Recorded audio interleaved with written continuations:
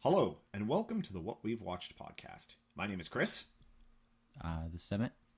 and this is episode 94, which we do our top 5 movies of 1994. Oh, are we still doing that? Oh, damn. I should have prepared. That's okay. For some reason, my brain really wanted me to say 1998 for some reason. I don't know. We'll get there. We'll get there. Yeah, slow down. Yeah. 1994. Yeah, All right. you were right. When we were talking Yeah, about how 93 was tough. Yeah, 94. 94 was a brutal. son of a bitch. It's a slaughter. It's 94 is the 84 of the 90s, which is is odd. It makes me want to check out 2004, see if that was really bad.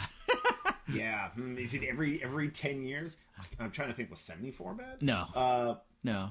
Like It early doesn't- 70s? Was that a? Not Was really. that a? It. This is probably a case of the first top 5 we've done that I. You were just like, screw it, can't do this. Not like in some ways, yes, but more along the lines of like it doesn't. Hey, we've done top It fives. doesn't matter what movies I put Yeah. in here.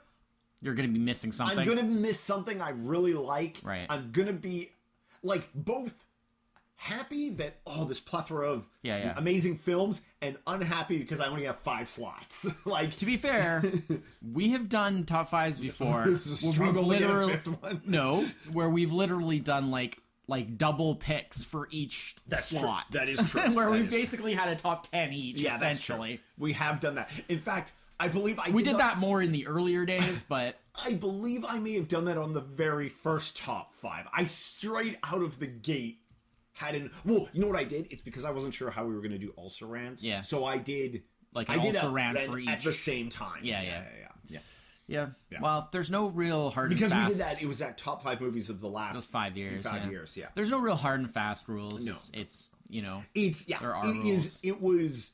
Yeah. 94 was. There was my amazing thing- amount of like great, fun, Yeah. awesome films. My thing was more just a matter of like that because we're doing year by year. yeah. I feel like narrow it down. I mean, Yeah, come yeah. on. We've done entire decades in one list before. Yeah. If you can't narrow down one single year, I feel, but it's a little different. in The this way we're case, doing yeah, the I feel- 90s is I a bit feel like different. Yeah. When you do a decade thing, Yeah. you can be like It's the absolute cream of the crop. Cream of the crop. Yeah. And things like a year like 94, I can just pick any one of 10 films Right. and I feel satisfied with it. You know, Right. and in a way, I am satisfied with my top 5 list here. Yeah. Because, like, I could swap out a couple of films and it'd still be a great list, you know? Right. Okay. So for me, I would say my top 3 or so, Yeah. I was pretty solid on. Mm-hmm.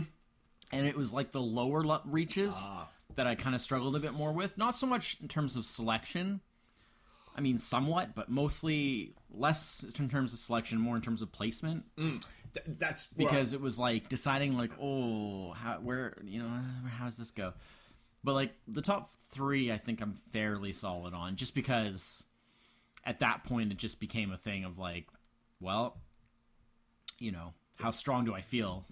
Yeah, the when you've got too many movies, the placement can be tough too because And as I it's want, like in a certain where you're just like, well, whether this one's 3 or 4, the other one could be 4, and this one could be 3, or this one could be 3, that one could be 4. It doesn't matter. and as I warned last week, I said last week I was pretty sure I was going to end up having like a tie. Yeah. Because there was just going to be one extra thing that I didn't think that I could leave off. Yeah. And I've gone with that. So just for number 5, I have a tie. Also, Because I have one extra thing. That it helps. I'm sort of double helped because I know there's a number of really good films that I can count on you to have on your list. Yeah, but you know, you don't want to do that too much because you also want to be somewhat honest about. But you know. but like that's why I'm prefacing this. Well, with, you are going to jump in, yeah, and you know, exactly. the whole point is for us to discuss them anyway. So that's But, a valid point. you know, to a degree. Couple of and the big thing actually surprised me of all like sort of my short list of about 15 films. Only like one of them is one that we've like been on a previous list. Like, this was the one year where I didn't have to worry, none of these films were in any other list except for one, and it wasn't going to be a top 5. It was definitely an also ran, but it's still really great. But it was like, I was like, oh, wow. Because up until now, for topically or from one year to another, every year of the 90s, I'm like, there's been, like, the multiple films that have been like, we've either just done the film on its own, or it's been on a top 5 for sure. And this was the first year I was like, we're actually okay here, which is also part of why this year's so difficult, because there wasn't really anything that you could just eliminate. What I think though is there's a number of films that may or may not be on our top 5s, but are from this year that will definitely come up in more topical podcasts, topical top 5s and stuff later, or franchise talk or stuff like that. I got you. So I got you. Well, this is also a point where I think we're seeing a lot more movies like together as well. Oh yeah, and yeah. That being said, we were 16 in '94. So that being said, actually, quite a few of these I did not see with you, or at least not in the theater anyway. The ones on my list, I'm saying. Most of my favorite films from that year, I probably did not see that year. Yeah. Some of them, yes, but most of them I didn't see till later, because a lot of them, like, they weren't like big movies at the time. Yeah. And if the theater, generally you go see like big films, and All right. Well, I will start. Yeah. All right. So my number 5, like I said, is going to be crossover. We had Buko crossover last week for the first time in a while. Well, especially the big two, number 2 and number 1, having crossover on our top 2. Yeah. And of the exact same placement, too. Yeah. I don't know. Let's say 2. I'm gonna say 1. I'm gonna say 1. You got 2. Okay. You think 2 again, eh? Okay. Interesting. Okay. Could be 1. Okay. Could be none. I don't know. Okay. You surprise me sometimes. So my number 5, like I said, is gonna be tie. Because I just found that there was one extra thing that I just didn't really want to drop. No, that's good.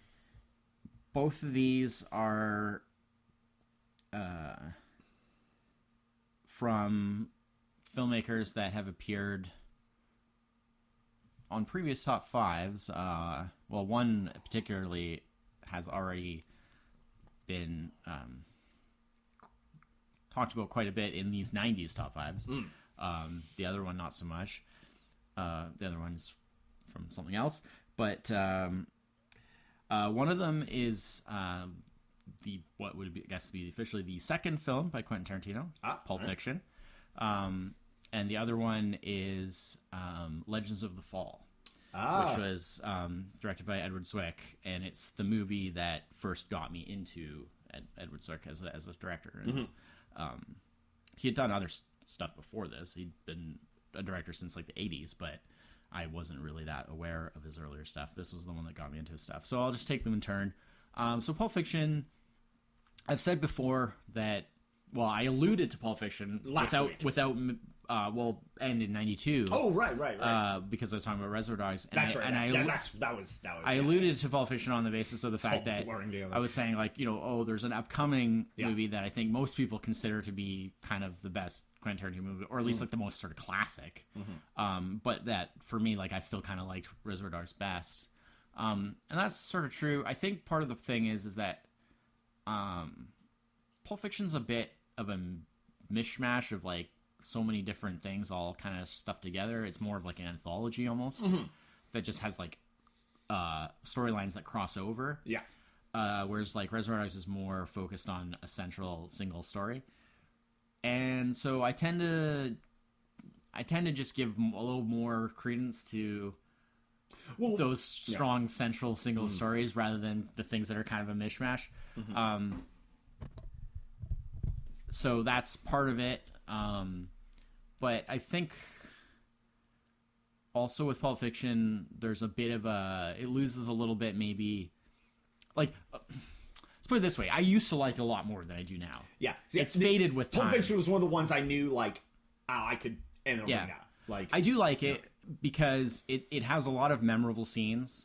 It has a lot of really quotable lines, which is always a big plus in movies for me. That's something, that's always like something where it's like, okay, if there's like a lot of like really memorable scenes and quotable lines, like that's always something that really keeps a movie alive for me. But I will say that I think I liked it a lot more back in the day. It's kind of faded a bit for me. I'm in exactly the same boat as you. I'm not saying it's bad, obviously it's on the list, but it, because I still think it's quality, but and I think maybe it's a case of I don't have the fondness for it. When we just like last week, the sun comes, the sun goes. That is creepy. The light come, the lights go.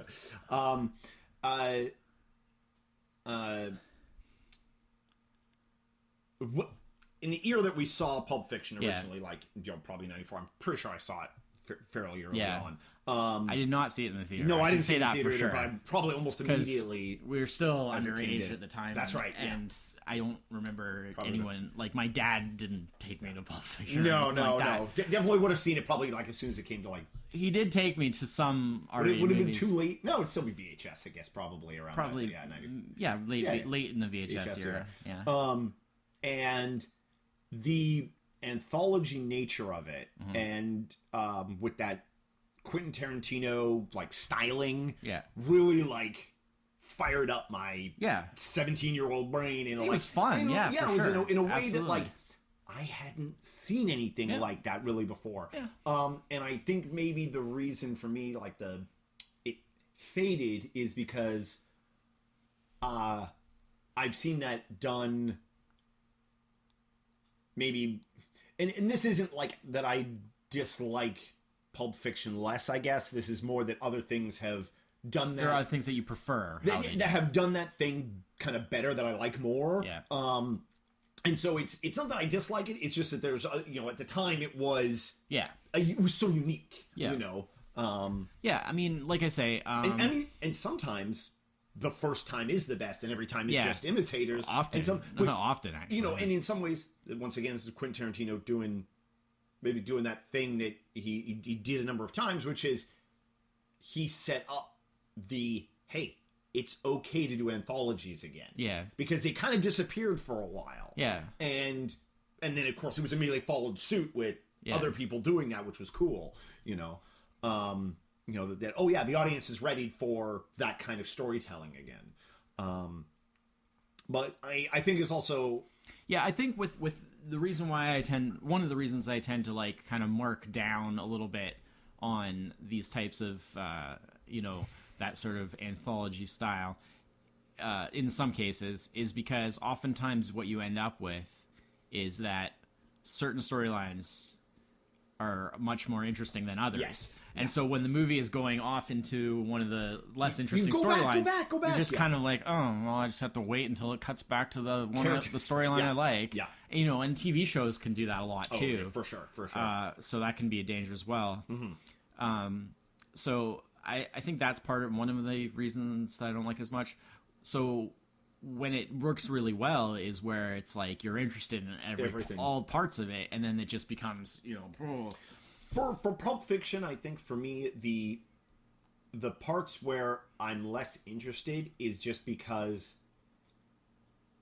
there's so many stories going on in this, and you don't get enough of some of them. Yeah. And I feel like, like this character or that character or this part of it, I'd be more into... It's not developed enough. Exactly. I'd be more into if I got another 10, 15 minutes of that characters and that story. And it was like tip of the iceberg, but too little. Like, I just need a little bit more. Versus some of this stuff seems so well fleshed out. Some of the stories right off the bat, you're like, I'm good with this. And sometimes, like, even things like my personal favorite, and probably most people's personal favorite parts of Pulp Fiction are the Samuel Jackson. Holy crap! The John Travolta. I want to say Leroy Jenkins. John Travolta part. Yeah. Which I mean, it was really significant because, but like in a way, they're together, and that like branch of the story is which is probably the primary. It is the primary, story. But you're dumped into that head first, knowing nothing, and in terms of complexity, it's actually the thinnest part. Like, you don't need to know anything to get along with those characters, which I guess maybe helps a lot, in the concept. Versus, say, like the stuff going on with Bruce Willis, you feel like you're 90 minutes into a 2-hour movie, and I need to know more before I can really Yeah. get There's it. actually Like, this is interesting. Yeah. But I can't be invested. in it. I've seen. There's a really interesting thing online actually. Somebody as kind of like an art project kind of thing, re-edited Pulp Fiction into chronological order. Oh yeah. And it's really interesting. I mean, obviously, it's intended to be. I've seen the re-edited Memento, where they did the same thing where they put it that's all. just pointless because that's just turning it around backwards. Well, again, but it is interesting how you think it would be like it's turning it around backwards. Like, but the story's still the same. It should be fun. No, it's tremendously boring. It's the presentation is everything on that. Yeah. But what I'm saying is in Pulp Fiction, it's non-linear. Yeah. On purpose. So that's the way it's designed to be. Yeah. But when you put it into chronological order, it just makes it just flows more like a normal movie would. Yeah. So it still kind of works. Maybe not necessarily. It's not necessarily as good, but it's interesting in its own way. And that's really interesting because, of course, because it's chronological, it starts with the scene of Butch, of Bruce Willis's character, as a little kid with the Christopher Walken and the whole story about his father's watch, which is kind of the pivotal thing in his character. But you don't, in the actual regular film, you don't get it until whatever, like quite a well into it. My God, make up your mind. Anyway, yeah. So that's Pulp Fiction. I do really like it still, but it's not as much as I used to. Haven't watched it in a while. I feel like I kind of watched it enough back then. Not that I'll never watch it again, but I feel Pulp Fiction. I don't feel a huge. Pulp Fiction was one of those movies that made the rounds. Yeah. Like somebody was always watching it. Like you go over to somebody's house and we're gonna watch it. Yeah, like, It just. I saw it quite a few times. It was. It was like the Natural Born Killers. Where I'm not saying I'm not saying I'll never watch it again. I'm just saying I don't have like. No. It's not like a oh man, it's been a while. I really gotta watch that. I do feel it's been long enough that I could probably watch it, and I've probably forgotten. It's probably been longer for you than it has for. Oh yeah. It's been probably a decade since I last saw it. So yeah. And then the other thing was Legends of the Fall, which I feel like doesn't really get mentioned very much anymore. It was pretty significant when it came out. Tom Cruise? No, it's with Brad Pitt. Brad Pitt. It's basically like a family epic, like family saga. Right. Yeah. So Anthony Hopkins plays like sort of the patriarch, and then his kids are Brad Pitt and Henry Thomas play the kids, and basically the younger son. It's kind of like it runs through a couple of decades. It's kind of like, like first you see them as sort of young boys, and then they're a bit older, and it's like World War I era, and then it keeps going. Oh, it does that thing where it like skips every so many the 20s, years. And there's like, and it goes into like Prohibition era and stuff like that. And, there's just all this stuff like where contrasting the two brothers and stuff. And the younger one, he kind of is like feeling like, he has to like sort of prove himself as a man kind of because he's a little bit more kind of sort of mild-mannered and kind of, and so he, before the U.S. joined the war, he decides he's going to cross over into Canada and join up there because obviously Canada was in the war from the start because of the whole Commonwealth thing. Right. So his brother, the Brad Pitt character, and the father is hugely opposed to this. Yeah. He's like an old school military guy, like from like the Indian Wars and stuff, kind of like Old West era, because of course his age, the time period, being like middle aged in that kind of early 1915, 15. Being like middle aged then, he's like from like Old West era basically. And he's like very opposed to this and stuff because he knows that that this war is basically just a meat grinder. And and the older brother, Brad Pitt's character, has no interest in getting involved in this. No, he sees it as being like completely ridiculous too, but he feels like a certain duty to look after his younger brother, and so he goes with him to the war. He crosses over into Canada with him and joins up with him and goes to the war with him. So there's a bit of stuff about that, and then lots of other stuff happens. Like I say, it's a big epic that takes place over, many, many years, like a couple of decades. And there's all kinds of... One of those, like, tells, like, the life story Yeah, of these there's, like, characters rather than romance just and tragedy and drama, and it's just very intense. And it was the first, like I say, it was the first time I was aware, like, when I saw it... Again, I didn't see it in the theater, I don't think, but I saw it soon after on video. And it was the first time I was aware of, like, this is this Edward Zwick. Who's this? Who directed it? And the movie that we talked about before that he did was The Last Samurai. Which was right. On the Tom Cruise. Tom Cruise top one, 5. yeah. And so that got me interested, and then basically from that point on, I, like, followed, everything else. So, I mean, like, there's even other movies in the 90s that might be on other top 5s. I don't know.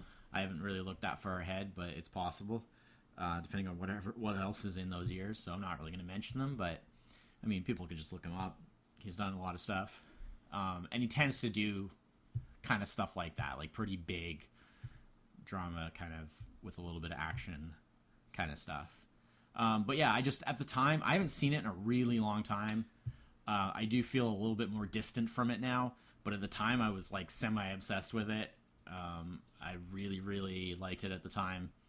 Yeah. And Pretty sure I've never seen it. I'm, like, aware of it. Yeah. And, like, oh, yes, yeah, I've heard people talk good things about that movie, and I've just never seen it. I really liked it at the time, and had I seen it more recently, it could even rank higher. It's just that I'm going basically off of, like, it's been a long time since I've seen it, but I was really into it back then, so hard to say.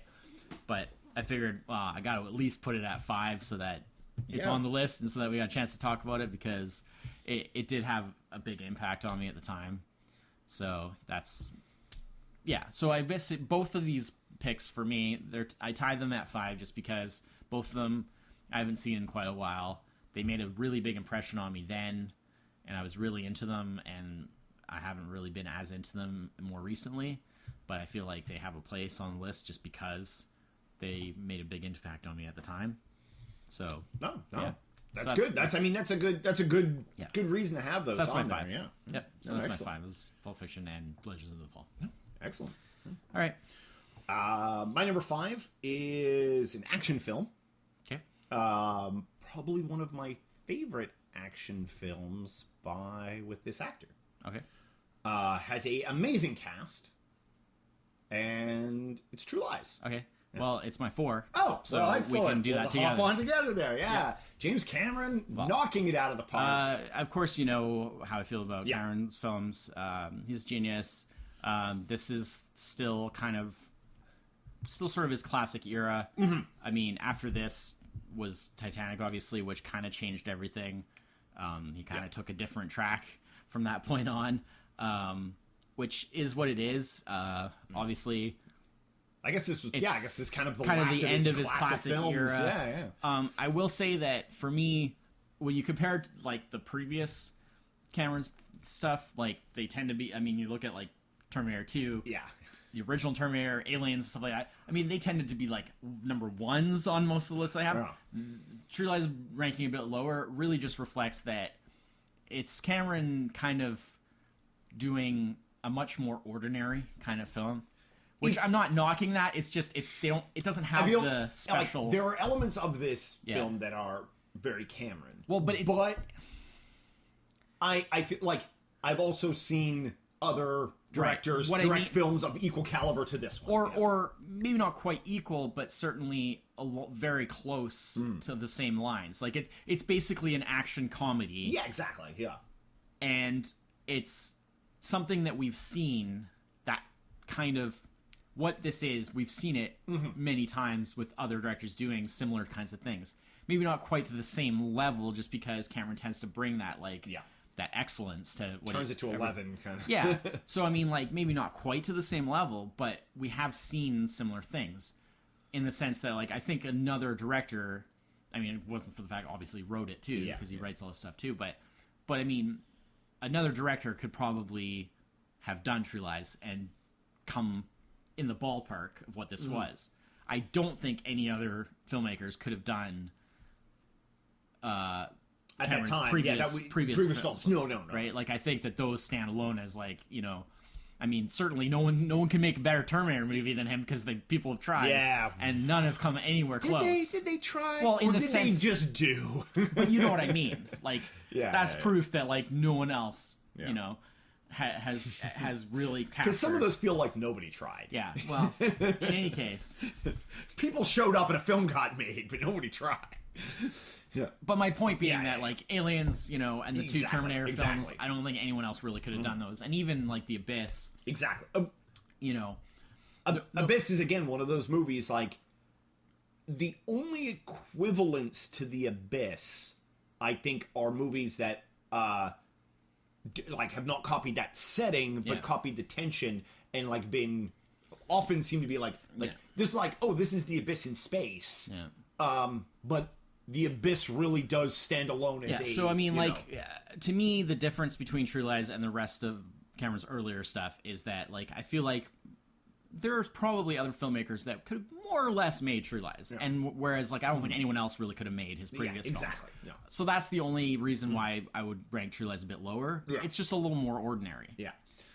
That being said, Yeah. it is Cameron, so he's executing it at a very high level. Yeah. And basically doing everything, you know, so you still have all the funny dialogue, you still have, you know, big cast really of characters, impressive action, super expressive. You got all the special effects. You have, I mean, really good acting, and for the time, budget galore. Yeah. It was huge. I mean, he gets more out of Arnold in this film than, like. Yeah, I mean, there's quite a bit of range there. Yeah. Which, I mean, considering it's like Arnold, you know, like, and we know Arnold's not. Yeah. He's not a terrible actor. He's not, you know. Well, the big thing with Arnold is he's comfortable in front of the camera, and he has, like, screen charisma. Yeah. So he may not necessarily have the widest, like, deep acting dramatic range. Yeah. But, like, he's not a bad actor, because if he was a bad actor, he would just be, like, awkward and, like, uncomfortable on screen, and he's clearly not. The things that he commands the screen that are like some of the stuff that makes, and like the inadvertent, like this is also like probably James Cameron's funniest film by. It's a deliberate, deliberate, you know, action comedy. But like some of the just by casting Arnold, you get inadvertent hilarity. Arnold Schwarzenegger and Tom Arnold. Yeah, well, we got Tom Arnold. Arnold. Because like. He plays like a salesman, and the fact that like that's like his cover. It's his cover, but he's actually like. But like everybody else in his life, like you know, his wife, his kids, you know, is non. See him as like this boring salesman, guy. But at the same time, nobody double looks at the fact that it's Arnold. the massive muscle, the accent, and it's one of those like. If you walked into anywhere and somebody like Arnold came up to you and tried to sell you something, you'd do a double take. You know, you'd be, I don't understand. I don't believe you're in the, you know, like there's you just don't. It's a bit larger than life. Yeah, well, and that's what I mean. Like, I don't think it's totally unbelievable. No, and sort of that's like I guess that's sort of like salesman can work out too. Yeah, it's true. And I guess maybe it's just because we know Arnold as the action star. Just like, wait, who's buying this? Who's buying that he's a salesman? I don't know. You know, but then I mean, he plays as an audience, we're not really meant to buy it because we know we're on the inside track. Yeah. No, and then. Jamie Lee Curtis. Jamie Lee Curtis plays his wife. She's amazing in this. Really, really good. Yeah, I mean, she's always great. Yeah, but it's in like he's the main character, but in some ways, like because so much of the movie is about her finding out and then her joining him, and like a large chunk of this movie, Jamie Lee Curtis is actually the main character for a bit of it. And then, of course, then they get to team up. And they're co-stars. Yeah. And then, like you said, like Tom Arnold's in this, and what's his name? Malik. Plays the bad guy. Who often plays. It's crazy because like Art Malik. Art Malik. Who he normally does very different kind of roles than this. Yeah. Bill Paxton as the slimy car salesman. The used car salesman guy or yeah. whatever. I don't know if it's used cars, but it's the car salesman. Super young Elijah Discu is it's the daughter. Pre Buffy, very pre Buffy, and a whole bunch of like cameo too, like Charlton Heston and a couple other people are like just like bit parts. Yeah, Charlton Heston's like their boss or something. Yeah, right? I think that's it. Yeah, it's been a while, but I'm pretty sure. I saw this a year ago, maybe. Yeah. I felt like a rewatch. It's been a while. It's been longer than that for me. I should rewatch it. I was sort of like I haven't seen True Lies in a while. And so I need to rewatch it. And I think maybe like it's been a while. It had been a little while, and so seeing it again sooner, like really refreshed. Like, I super enjoy this film. It's great. Is so much fun. It's really fun. Great action. You know, again, so full of one-liners in that Arnold tradition. I'm never gonna be like, I'm gonna turn down. I'm not gonna watch True Lies. You know, it's one of those like. Apparently, when they had to pay a bunch of extra money, because the owners of the building didn't know that. That they were. When he takes the Harrier alongside the building and just demolishes that like entire floor. They didn't tell anybody. They didn't know that was the extent of like what they were going to be doing. So they had to like pay all this extra apparently to like the building owners to get it all like fixed up after, because they were like all mad that they weren't told like how much damage there's actually going to be. That's crazy. Supposedly, I don't know if that's true. I heard that, wow. But I don't know if it's true. And Cameron was just like, sure. There you go. Sure. Yeah. Because, he's not going to let his vision be compromised by something like that. He's Mr. Uncompromising. He does things his way, and if you don't like it, well... Yeah. Good for you. Good for you. Yeah, he's not going to stop him. Yeah. That was even nominated for an Oscar for special effects. Didn't win, but not. But, no, True Lies. So it's my 5, your 4. Yeah. Like I said, so we'll be back to your 4. Good bumps to my 4. All right, so crossover number 1. Yeah. All right. That was a surprise. Actually, I wasn't expecting. I knew you liked True Lies, but your lists are often a little more, I want to say, critically better than my lists. Like, the movies on your list stand up critically a little more than the ones on my list. So I thought True Lies would be like, well, I enjoy that, but, it's not a... Yeah, okay. This is Cameron still technically in his classic era. I forgot about the James Cameron angle on this. Jeez, man. Yeah. All right. He's my film guru. So my number 4 yes is just a straight up comedy. Okay. That kind of shaped I don't want to say shaped me, but shaped I'm getting worried sort of some of the things I enjoyed, or introduced me to some things I didn't previously enjoyed. Okay. Like a type of comedy that I wasn't previously, type of filming. And it's Clerks. Oh, okay. Yeah. Cool. Because the kind of like low budget indie comedy film wasn't something I was watching when I was, younger. It was just sort of more just out of like I just didn't pay attention to it. Like I just wasn't really aware of it. Oh, by the way, True Lies I definitely saw in the theater. Oh yeah, absolutely. Sir Charles saw True Lies in the theater. Yeah. Anyways, but yeah, Kevin Smith's first foray into filmmaking on a shoestring budget, filmed in black and white to save money. Oh yeah.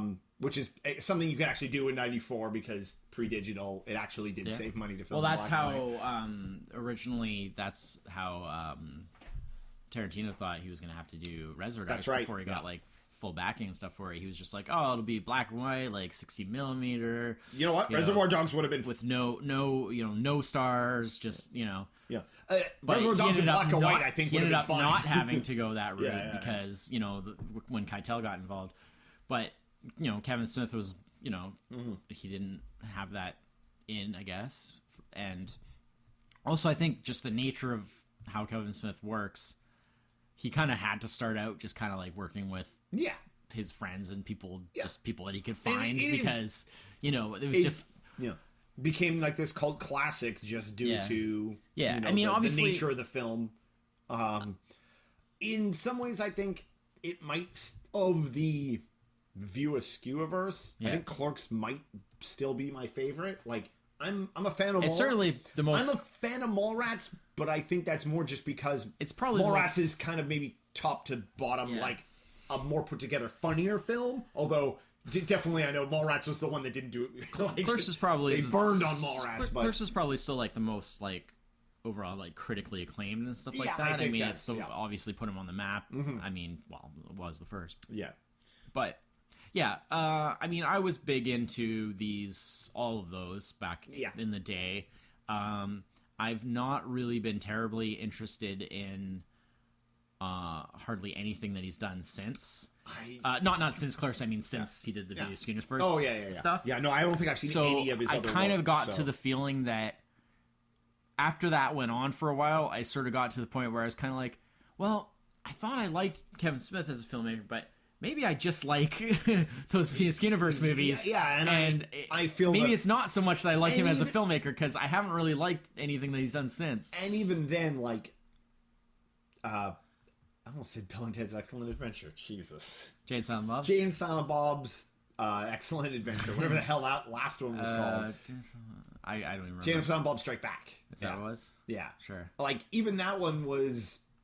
I thought it was all right. It was all right. It's very conventional. Like, Yeah, it's yeah, basically yeah, I just think, a comedy. Yeah. I mean, it's got like, Oh, I guess Clerks 2 would have like been the Will last. Ferrell Clerks and- 2 would have been the last one. Yeah. Yeah. And I like Clerks, Clerks 2, well, Clerks 2 was a bit back to the roots, kind of, Yeah.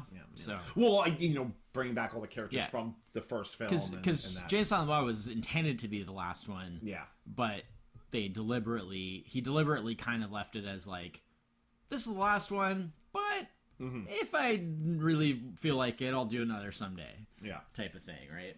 Because there's actually a joke about that. Because at the end of That's Jay and right. Silent Bob, you see Alanis Morissette as God. Yeah. Right from Dogma. Dogma, And yeah, you see her. There's the big book that says like Views Universe on it, and you see her literally close the book on the Views Universe. yeah. But if you look closely, there's an Easter egg, because the page that it shows that says like the end on it is actually not the last page of the book. Oh, So he put that in there there's intentionally as an another- Easter egg to be like, hey, this is the end, but there might be more. So that kind of left the door open. So then he did return to do Clerks 2 later, and then that's been it since. So that's, over a decade now. Yeah. So. Yeah, because I guess that's right. Yeah, well, definitely like saw this. It was a movie that I watched many times. Yeah. At the it was because it was still kind of, even though it gained a big following, there was still like most people like in the circles we ran in never heard of it. Yeah. And so it was one of those like, oh, you got to see this movie. And so I saw it a lot of times in short order.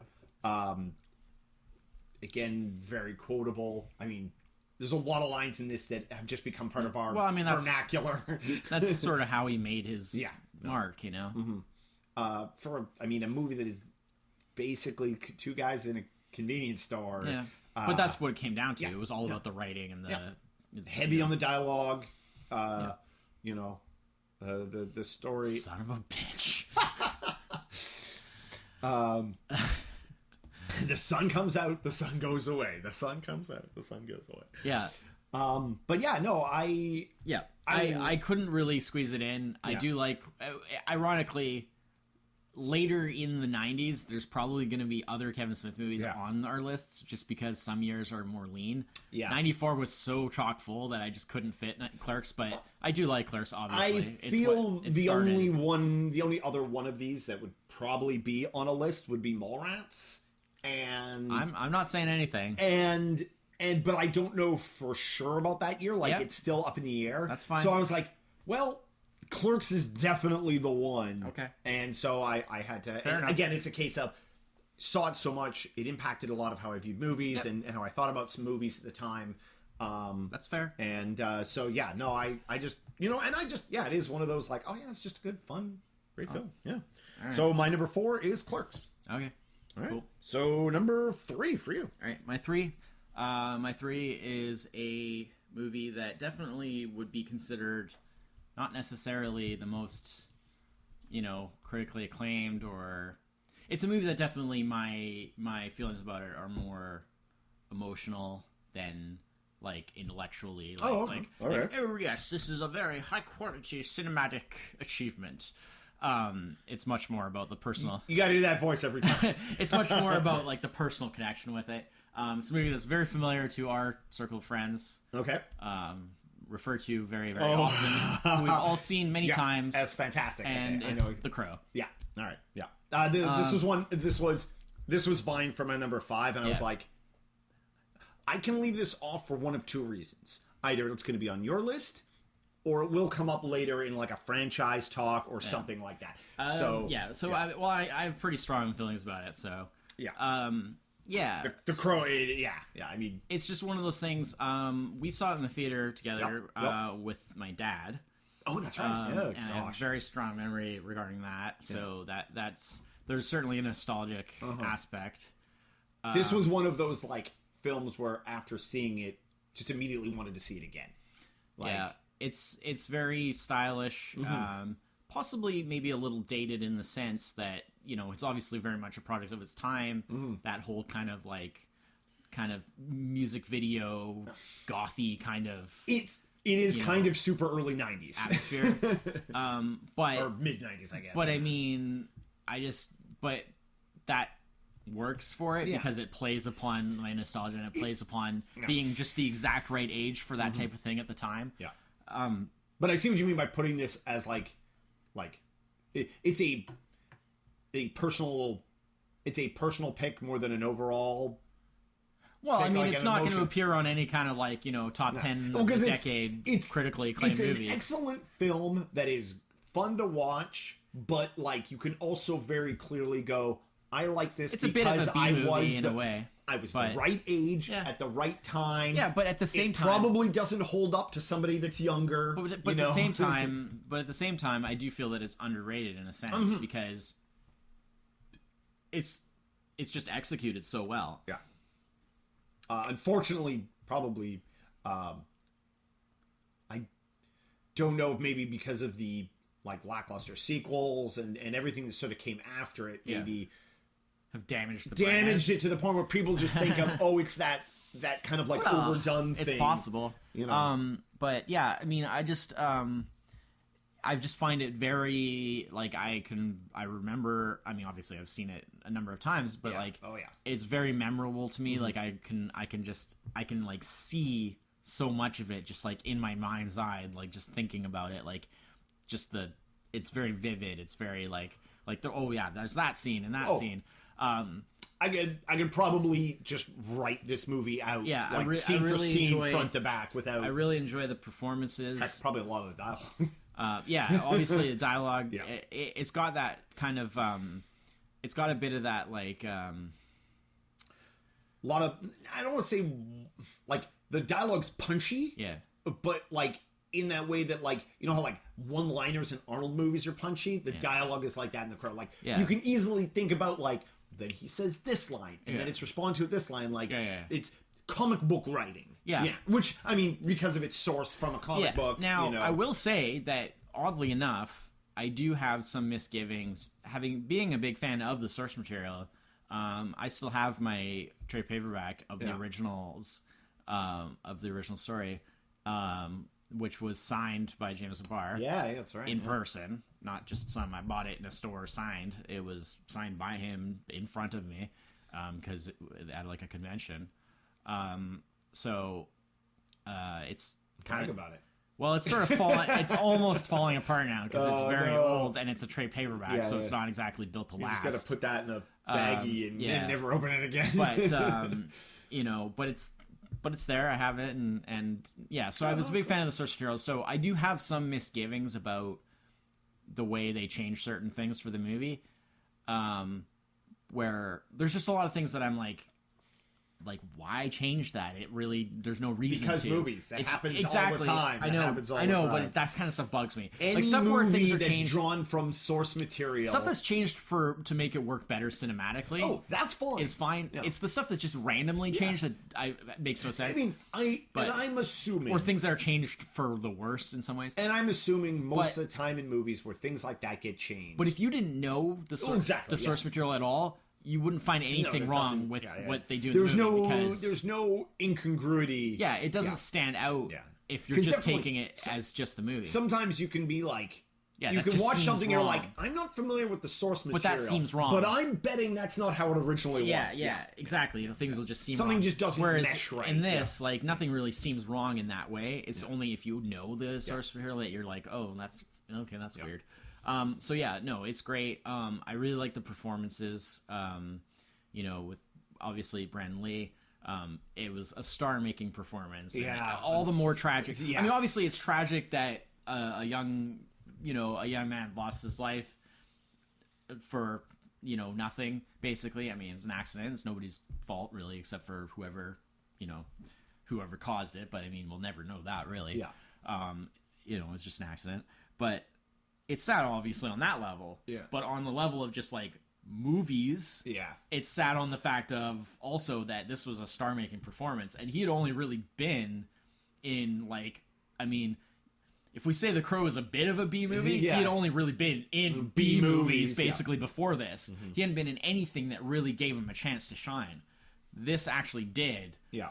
And he could have done who knows what after this. But, we'll never know. It'll never happen. I wonder, because of his background in, like, B movies, if, like, he would have done The Crow 2, and then that would have killed his career. But at least it would have been better, than what we would got. have Brandon Lee's acting improved the terrible story of that? Well, but it wouldn't have been the story, though. I guess that's true. I guess. And honestly, I guess that's true. There's Yeah, no, that would have been real. And honestly, there's no reason. They probably never would. He wouldn't have been in The Crow 2. There's no reason for it because his story's complete. I guess that's true. Right? That Hollywood, that doesn't mean anything to Hollywood. No, I know, but it would have meant something to him. Yeah. Right? What I'm saying is he would have done other things. Yeah. This actually showed what he was capable of. Brandon Lee could have been Brad Pitt. I don't know about that. I mean, like not literally Brad Pitt, in terms of but like that breaking caliber out, of breaking out and doing different. I mean, he had great I on-screen think charisma. Part of the problem he had, he did have the ability to act. Yeah, I think part of his problem also is that he was always going to be in the shadow of his father, right?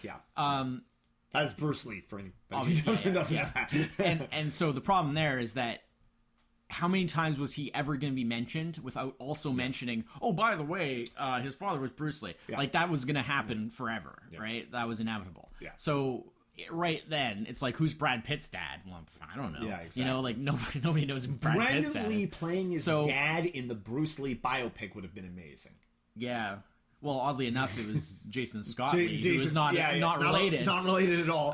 Just happen to have the same last name. But, well, I mean, it's a pretty common Chinese name. What can I say? To be fair, that's a really good movie. It's pretty good. Yeah. But not to crap on. I just obviously Brandon Lee was great. And you have like Michael Wincott. And you have like David Patrick Kelly. Yeah. And you have it's a whole bunch of characters. Yeah. Who I know that guy.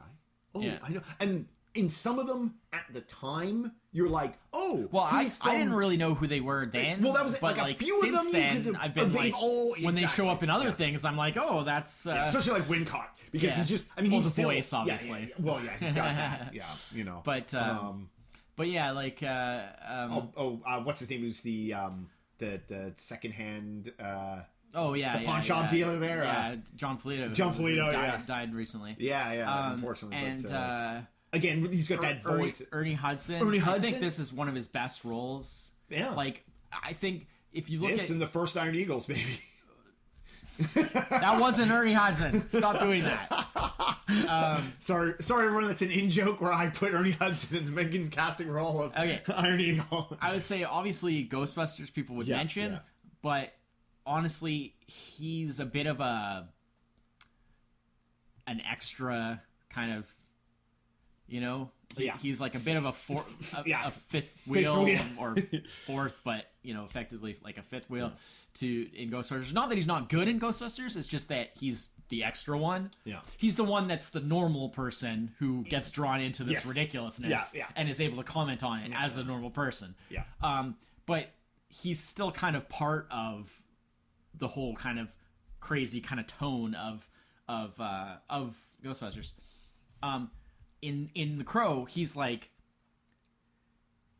he really is like a normal person, but not just a normal just a person. cop. He's just but like not just a normal person. He's so, for lack of a better term, good. Like but like in a way that people are in real life sometimes. His character in this is he's just very warm. He's very real.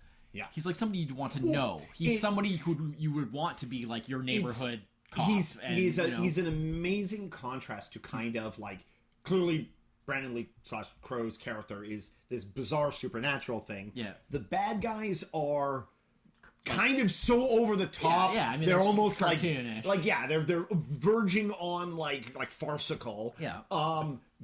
The city and the situation they're in is like this Devil's Night and everything is both like this serious like kind of like setting problem that the city has to deal with, but at the same time like it's so like Gotham City-ized. Yeah. Again, it feels a bit like oh, and he is just this, oh, he's a normal person, like, and in a way he's a normal person who has to deal with it, but not in the way like, say, I guess for example his character in Ghostbusters, who's like in the thick of it. Yeah. He's like we briefly touches in to what's going on without like directly being heavily involved and stuff. Like, really like like really good. his character as a person. Like he's very warm and he genuinely just wants to help people, and he's very like moral, and he's just like somebody you would want to know, like he's somebody that you would want to have in your corner. He's somebody that you would want to have, helping you out, and so that kind of creates a lot of the other thing with this movie is again, I keep sort of mentioning these exceptions to the rule, but I'm usually always more of like a music score kind of guy. Oh, I find yes, the soundtrack. Soundtracks in movies are often just total crap. Yeah. But the soundtrack for this movie is very significant to the movie. They're kind of inseparable. I think our liking of the soundtrack is the movie, and the movie is the soundtrack. It's like they're so important to each other. I think it also helped that like the style of music was a music that we were also really into at the time. Yeah. Heck, a lot of the bands we were familiar with. Well, I which know, but immediately, that's the point that I'm making is the fact. Well, that's what allowed us to immediately Yeah. be. Yeah, That's part of what makes it so great. Yeah. But even then, there were a couple of bands that like I didn't know before. Found that out I about found bands. out because of the soundtrack and was like, hey, this is pretty good. And they even have like there's songs that on the soundtrack, not in the movie. yeah, well, I mean, or they might just be kind of a little bit in the background or something. Yeah. But like there are stuff like there's a Cure song, "Burn," which is like I think one of the best Cure songs, and it's just on the soundtrack, and it's used like in such an important way to the movie that like it just wouldn't work without it. And that's the case for many of the songs. Introduced me to Machine's Loving Grace. Yeah. I didn't know. Yeah. Like, despite all the music I was into at the time, somehow I had missed Machine's Loving Grace. You can't know everything. Yeah. But, like, they even have a couple of the bands actually are in the movie performing their song from the soundtrack. Because didactic music, they have the whole kind of, like, nightclub kind of aspect there. Like, the bad guys are, like, headquartered above a nightclub, so it's like you actually see the bands playing, actually perform their music a little bit. Who was that? That was Medicine, and then My Life with the Throat Cult, right? Yeah, because they play After the Flesh. The two that you actually see. And then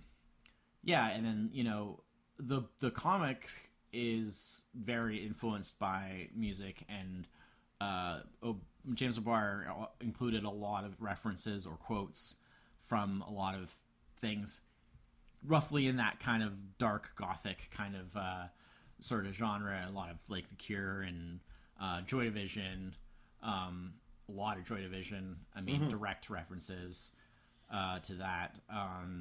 and because I mean, if you want dark, it doesn't get much darker than Joy Division. When they made the movie, of course, I mean, there was no Joy Division, so they do have a Joy Division song, "Dead Souls," it's covered by Nine Inch Nails, which is kind of like kind of perfect for the time, because that was an era where it's like Nine Inch Nails represented, was the perfect thing for that kind of movie and for that tone that wasn't really around when the comics were done. So it was kind of a perfect translation to take it into the 90s. And then just, very appropriate to have in Nine Inch Nails covering Joy Division, because that's like such a significant part of it. So just, I think that was, I probably listened to the soundtrack more than I watched the movie. And I watched the movie a lot. This again is one of those ones saw over and over and over again. And we have some definitely memorable... some memories attached to watching it that at various times. So, it's The Crow. I don't really know what else to say. I feel like I've kind of said everything. Yeah, I think most people... We could go on especially around our age, have seen this. This is definitely one we could do an entire episode on, and we have talked about talking about the Crow franchise as a whole. I don't know if that's a great idea, though, because it just might be depressing. Well, I feel... everything is just total crap after, everything after the original movie. It's not like when we talked about... when we did Aliens, well, look, Alien, Resurrection wasn't great, but it was entertaining in a way that was... With the Alien franchise, at least you had two masterpieces to start with. Then you had a flawed but still okay one. And then, you had total crap. A mediocre, but somehow still entertaining enough. Fourth one was just there was so much wrong with it, but... you can't help but talk about it. Yeah. When we did that. Well, it's so bad. There's a lot to talk about. Yeah. So it's just. I just feel like with The Crow, it would just be. The Crow is great, and then we're bummed out for 3 more movies and a TV show. I don't know if it would be worth it. I don't know if it'd be worth it. It probably wouldn't be. Now, to be honest. But, I've never seen anything after 2. Yeah. And I remember nothing from 2. Yeah. So. Well, we saw 2 in the theater. Yeah. And it is what it is. It wasn't Batman and Robin, but it was pretty close. I never. Yeah. Well, I dodged the Batman. You dodged Batman and Robin. Yeah. I dodged that bullet. So. So The Crow is my 3. That's excellent. Yeah, it's a great film. I have very strong feelings about it. It was on the one of 3 that I couldn't fit on the list. Ones. Basically my 3 also rans. The Crow was on there. Yeah. What's your 3? My 3 is a very highly rated film. Okay. 91% on Rotten Tomatoes. Well, that's not nominated that high. and Could won be 95, a giant 98. pile of awards. This movie loved by tons of people. I did not see it at the time because at the time I remember seeing stuff about it being like, that looks boring. That's a movie for adults. That's a movie for my parents. Nothing about that looks entertaining. I saw it a number of years later, and I was like, oh my god, this movie is top to bottom fantastic. Okay. Directed by Frank Darabont, Shawshank Redemption. Oh, okay. I friggin' love this Apparently. movie. Yeah. Just amazing casting. I think it was originally because it was just it's about some guys stuck in a prison. It looked overly dramatic in the trailer, and then it's one of those the movie's so in different places and different times and about a bunch of really interesting characters. Yeah. I super love this film. Tim Robbins, Morgan Freeman. Yeah.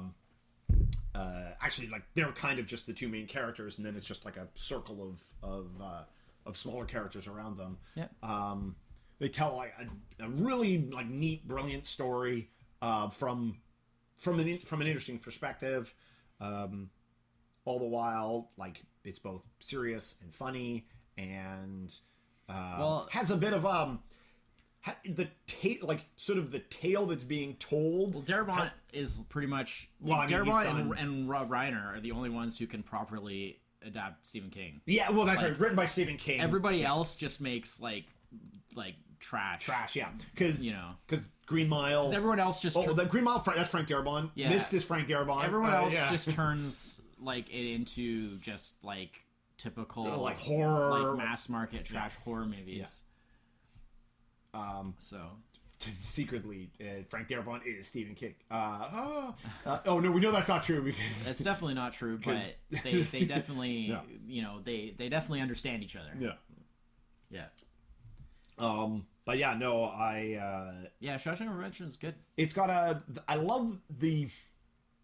I mean, I realize it was. I'm not sure. I guess Stephen King probably wrote it quite a few probably years earlier. I don't know when the book was written, but the way the tale is told, it's got like it's sort of half you're there with the characters and a half like being narrated by someone like definitely like after the events kind of feel to it. It has like a almost like a tall tale feel to it, like a I would say like a Huck Finn kind of like that kind of storytelling to it, which I really like that kind of stuff.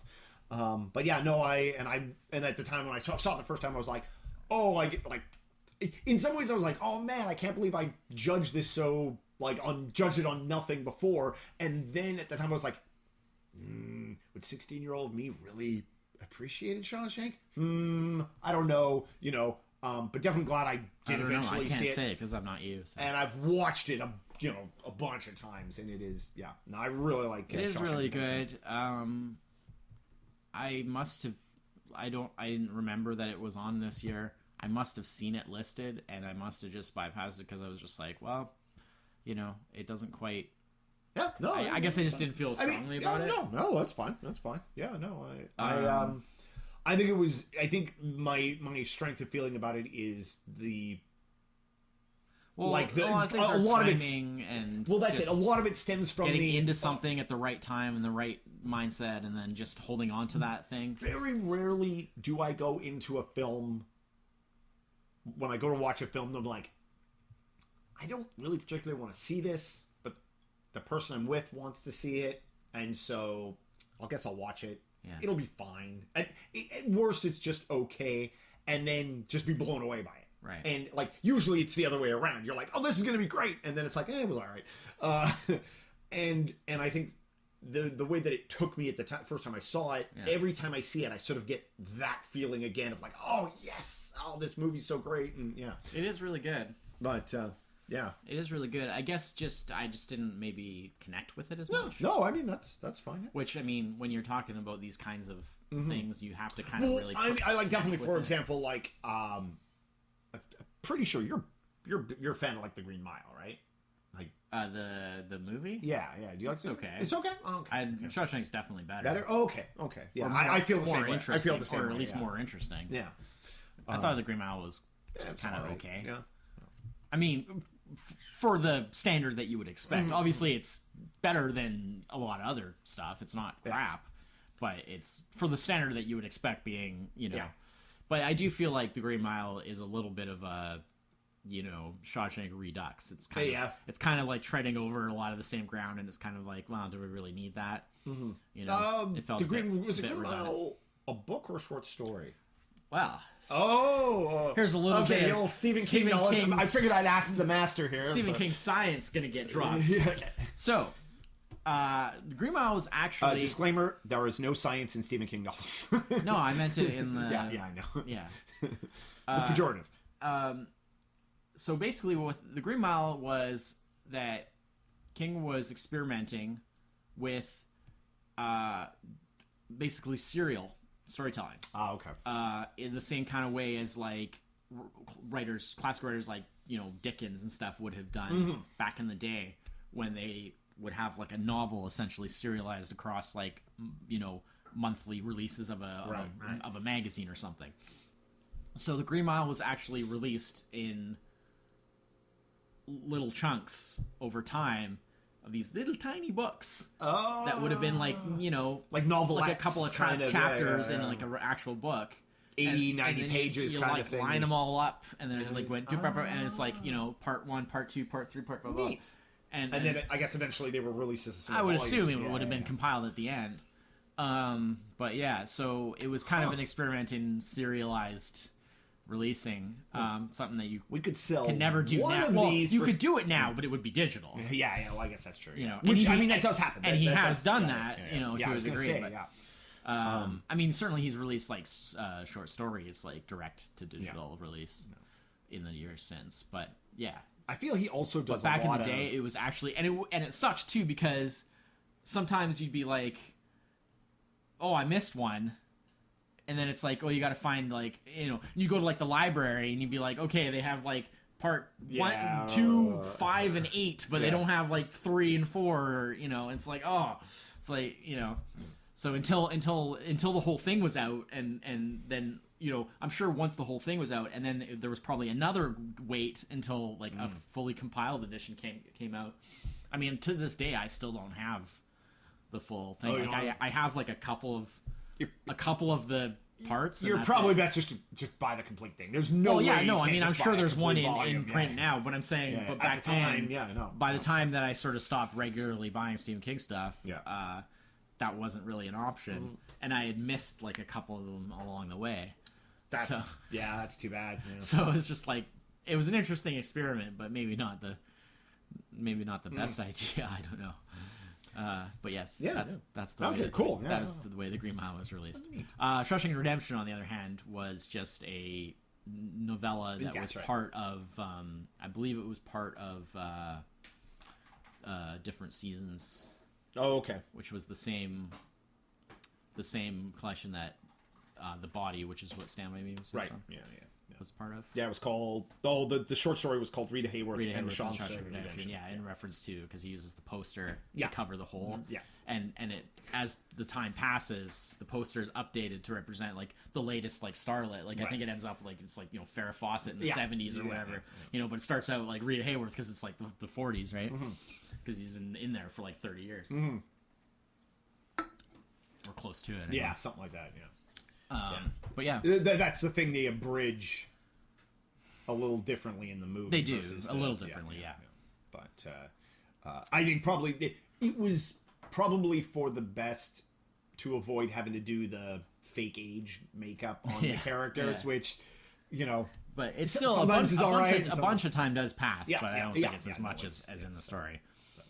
But yeah. No, Shawshank Redemption, really like it. I feel it's like I don't like it's like very classic storytelling, and I'm not a like this is the kind of like drama. No, these kind of stories are the Stephen King stuff that I enjoy more than the, I was gonna say like Carrie and Cujo and stuff like that. Mostly because of his other, like his sort of more, I don't know what you call it, spooky genres. I've only read like a lot of his early stuff, which is, you know, I haven't read like The Dark Tower or anything like that. So all right, I'm waiting out for the movie. I've been holding out for the movie for 20 years. So my number 3 is Shawshank Redemption. So your number 2. Mm-hmm. Okay. All right, my number 2 is basically a. Why are you grading? No, nothing. Nothing. I was just thinking of something. Is that like unrelated? Okay. Yeah. That was weird. No. All right, my number 2, it comes down essentially to pure entertainment value. It's one of my favorite movies for entertainment value. Mm-hmm. And I don't really know what other kind of preface to do, but it's Maverick. Yeah, thank you. I love Maverick. It is so good. Yeah. Maverick is actually, oddly enough, because for 93 I had Fugitive, which Maverick is also based on a 60s TV show. Yeah. Which starring like James Garner. James Garner, who has a major part in the movie. He's like, you know, I really like the way they did that. How he's like he has like a major like co-starring role basically. But the main role is Mel Gibson. Back when Mel Gibson was when we liked Mel Gibson. When Mel Gibson was still like in the good graces of Hollywood. I guess it's sort of come back around now, but They've allowed him back in. Yeah. But it took a long time. But yeah, at the time, I mean, he was obviously a huge star. Yeah. And Well, it was coming off like Lethal Weapon and stuff like that. yes, and this is directed by Richard Donner, Yeah, who also did all the Lethal Weapon movies, as well as Superman the movie, Oh, right. my favorite movie, and many others. And you definitely see a lot of the same qualities. There is actually a Lethal Weapon in-joke in Maverick, where there's Yes. a little cameo from, what's his face? From Lethal Weapon? Danny Glover. Danny Glover. Yeah. There's a little cameo from Danny Glover. Oh, in the bank robbery yeah, scene. Yeah. that directly references Lethal Weapon, so it's like, it's a little in-joke there. Which, at first it's like, wow, kind of amazing. And then you think, oh, no, because, again, it's same director, same star, everything, yeah. Yeah, probably not that hard to get away with that. No, of course not. No, I mean, it was great. It's basically, for anybody who's not familiar with it, it's a Western, essentially, but it's like late adventure, late Western. Well, it's like adventure comedy Western. He's like a gambler. He's like a poker player. And the plot is basically that he's trying to get to this huge poker tournament. Yeah. It's going to be taking place on like a riverboat. It's got a huge buy-in. It has a huge buy-in, and he's basically traveling there and basically winning money along the way for like the entry fee. Yeah. And also collecting money from like people he knows that owe him money. Yeah. Because that's how the whole bank thing happens. Because the guy who runs the bank is the bank manager like owes him money. Yeah.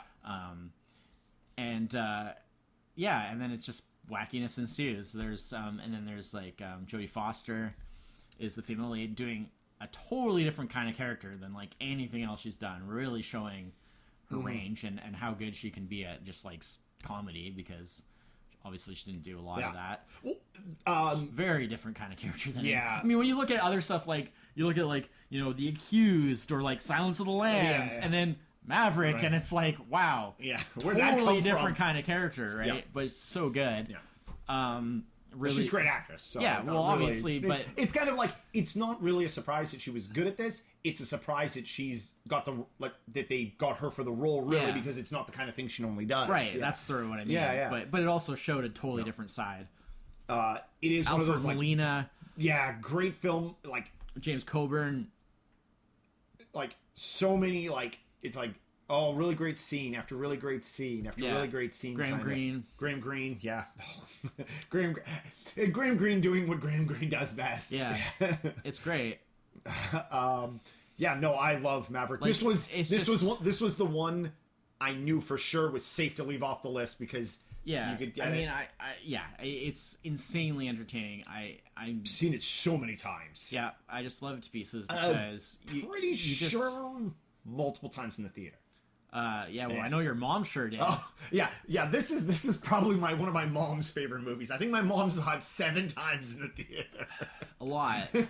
Yeah. Yeah. But all I remember is I remember when I saw it in the theater. Sure enough, your mom was there. And I was like, "What are the chances?" Yeah. Well, apparently pretty good. Yeah. We had 3 theaters in the city, and he managed the same showing. The same. Yeah.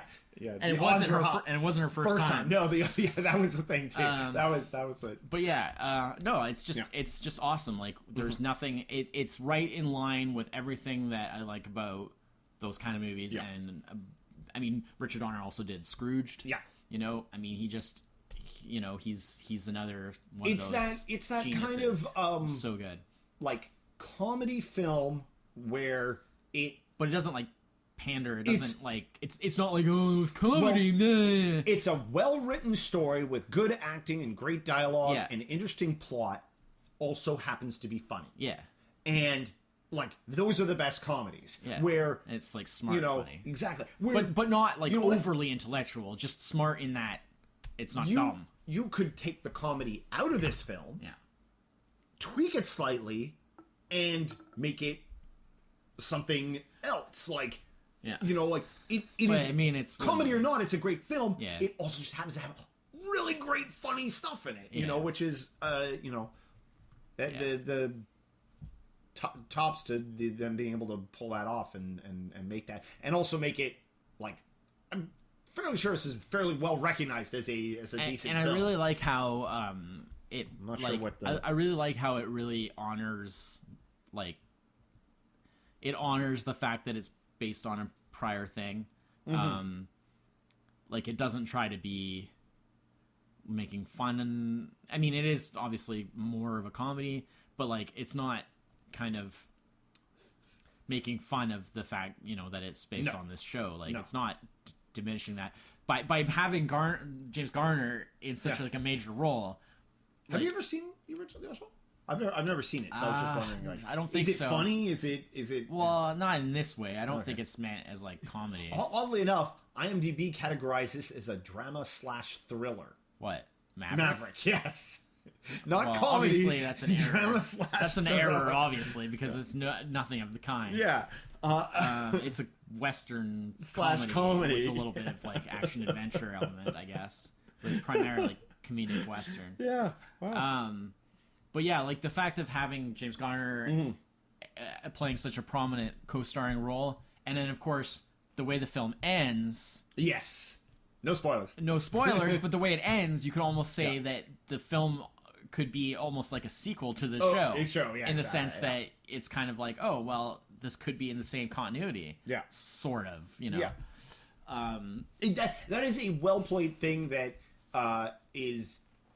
And they played set close it enough up to- so perfectly for yeah, a sequel and never It did never one. happened. Which, I mean, on the one hand, it's like, well, it's still, that just leaves it as this perfect one-off movie that Yeah. never got... Like a crap sequel. It never got a cash-in cash-in sequel. cash-in yeah. sequel, but at the same time, they set it up so perfectly. It would have been great to see the Yeah. further adventures Yeah. of that cast. And I mean, and if they could bring back, like, look at the Lethal Weapon series, bringing back the same director every time, the same cast every time, and you know, I mean, Debate- let's be fair. There's diminishing returns on the Lethal Weapon to a series. degree, but I mean, Yeah. still, they kept a certain amount of consistency, and everybody kept coming back, and they kept the same For the director first and stuff few, like that. anyway, yeah. It wasn't like, oh, you know, it wasn't like, you know, it wasn't the Batman series or the Crow series yeah, or like yeah, the Superman series where it's like they kept changing everything and making it worse each time.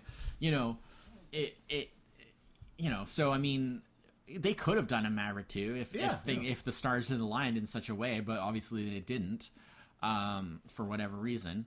But at the same time, it's kind of makes it funnier because, you know, it has this ending and you're just like, What? Okay. Yeah. you know, sure. Yeah. You know,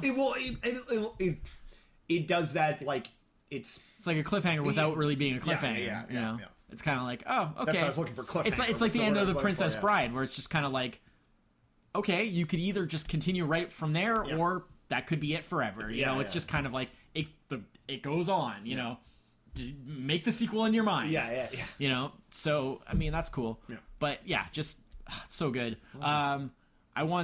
I have some really interesting like viewing memory. I mean, I talked about the theater experience, but I have some interesting viewing memories of this in that it was something that I had wanted to own for a long time. Obviously, you know, like I have quite a movie collection and stuff, and I like to own a lot of movies, and it's something that I wanted to own for a long time, but I could never find for like a decent price or anything. And I actually had this incident where I was visiting my mom in Ontario, in like the small town that she lives in, and I was like, I found Maverick in Oh, like, I remember you telling me like this. the Yeah. department store in Yeah. like her town, and I bought it and I got it back to my mom's and I opened it and there was no disc inside. Oh, it was yeah, like that's a right. brand new copy, a sealed copy, and there's no disc. And I brought it back and they didn't have another copy and there was nothing else I really wanted, so I managed to get a refund and everything. But I was so disappointed because I was like, oh, I finally found it, and then nope, not there. And then when I came back, and then I started working at the video store after that. And I remember one time I rented it from work. Rented it, obviously, free rented it. And it was like a 7-day rental, and I watched it every day that I had it out, like 7 days, like so 7 days in a row, seven times that week. I watched it. I mean, sometimes not necessarily sitting there and watching the whole thing, but like it was on, whether maybe I was doing something else, like playing around on the computer or something at the same time, but it was on every day for that week that I had it out. And then one day I came home, it was, the DVD was sitting right outside my bedroom door, waiting for me. And my roommate at the time, Adam, that I've mentioned a few times, he'd known that I'd been looking for it, and he'd found it somewhere, and he bought it for me. Yeah. And he put it just like up against my bedroom door, and so I came home, and it was like, boom, it was there, and I was like, oh my god, thank you. Finally. Because I hadn't been able to find it. Yeah. I know it seems weird that you can't just click and get it in 2 seconds on Amazon, but you couldn't back then. It was, not for a good price anyway. Yeah, well, it's one of those films, and I think... you could do that now, obviously. There's no excuse. But I bet you're probably finding it, well, now, but back then, I guess, and it was in that era of, it wasn't a bad enough movie that it was just cheap to buy, and it wasn't a well-regarded It's more just about finding it in stock. Well, that was it. And it wasn't a well-regarded enough movie that it was either always in stock or, like, often, like, big movies, not only in stock, they frequently go on sale because people want them. Yeah. It was that right in that weird middle space where it's always just standard price, and which is sometimes just a little too much for, well, especially if you want to build a big collection. Yeah, well, yeah. That's you're not gonna go very far on that. Maverick is my number 2 for sure. Okay, that's awesome. Yeah, what's your 2? I like Maverick. I also am a big fan of Maverick. Good. And should put it on your list then. Probably should. I thought about it and I was like, nah. No. Screw that movie. Probably gonna rewatch it soon at some point. Yeah. As Laura has never seen it, so. What if she hates it? Well, that would be terrible. And then by extension, she hates me. No, I don't think that'll happen. No? Oh, okay. Has she seen Deep Rising yet? Oh, that's the true test. That's the true test. Yeah. Ooh. Anyways. Yeah. Yeah. Well, that is. Moving on. Yeah, that is a true test. Moving on from those uncomfortable waters. Yeah. Number 2. My number 2. My number 2 is both, I guess, a cult classic and a well-regarded film overall. I just completely brain farted. I had a little factoid, but it disappeared, so I'm not going to say it. Not important, hopefully. No. It's if that factoid is the key to the whole selection. Often, the title of this film is misused. The complete title is not used. Okay. And it's Leon the Professional. Oh, yeah. It's often just called The Professional. Yeah. Well, that's because of the whole French-English thing. The French-English thing, yeah. With director Luc Besson. Yeah. Who I am a fan of his work. And, starring Jean Reno and a very young Natalie Portman. That is, like, pretty much her breakthrough. Yep. Gary Oldman. Yeah. Crazy ass Gary Oldman. Always is. Always crazy ass. Yeah, just Gary Oldman being Gary Oldman. It's Gary Oldman, but like he was on drugs. Up until like, James Gordon in the Dark Knight movies, like. Oh yeah, and another actor who has Gary Oldman was pretty much always crazy. Who has appeared on many movies on my top 5s from the last few top 5s we've done. Danny Hale. Leon the Professional. This was a movie definitely did not see at the time. Not even aware of it. Didn't see it till much later. And probably saw it pretty close to the time. Yeah. I knew about Besson's films pretty early on. Like not super early. Like I wasn't watching like what's the one with Christopher Lambert, like Subway or whatever. Subway, yeah. I wasn't watching stuff like that, like way back in the day. But I knew about Leon. I knew about. I mean, I always saw Subway. I knew about La Femme Nikita. Yeah. Which is kind of the first one that most people never knew about. Well, I think I feel people knew La Femme Nikita, but I'm not sure how many people knew it as Luc Besson. Later, like people saw like The Professional and other. I think that was his first English language. Well, I think that was yes, because La Femme Nikita is all French. It's all French. Yeah. So. and yeah, I mean it's full English cast and everything, and not, I mean apart from Jean Reno. no, who's yeah. He's mostly English. Okay, if speaking. Well, actually, I don't think he's got that accent. Yeah. Oh yeah. I mean, it's the characteristic. I mean, that's his. Yeah. You know.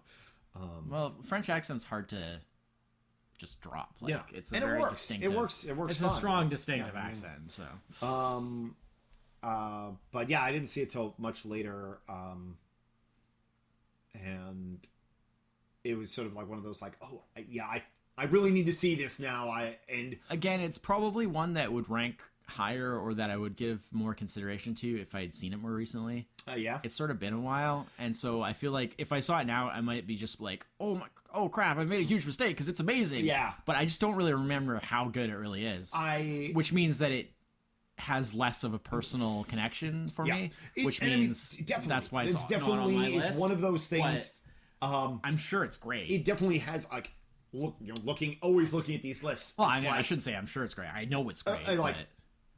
Definitely looking at these lists, that's always a consideration. Like, I haven't seen that movie in a decade, and I don't remember it as well as, like, say, another movie that I haven't seen in sort of about the same amount of time, which I remember, like, everything about. So I'm going to go with that one versus the one, like, but, clearly if I had seen, more recently, I might be more in, the forebrain. Yeah. Well, you already put it at 2, which is pretty impressive. Yeah, so clearly your memories of it are no.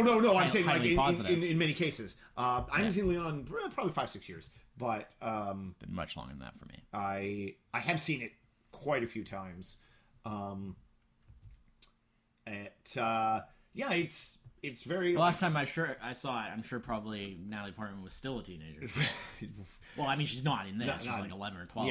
But I mean, like, she was fairly well known. I definitely saw it like all through her teen years before like Star Wars, the Star Wars stuff like that. So probably like later in the 90s. That was kind of the other big thing. She like that was sort of the big thing when she was a teenager. Yeah. But yeah, no. It's sort of limited cast, limited storytelling, like environment.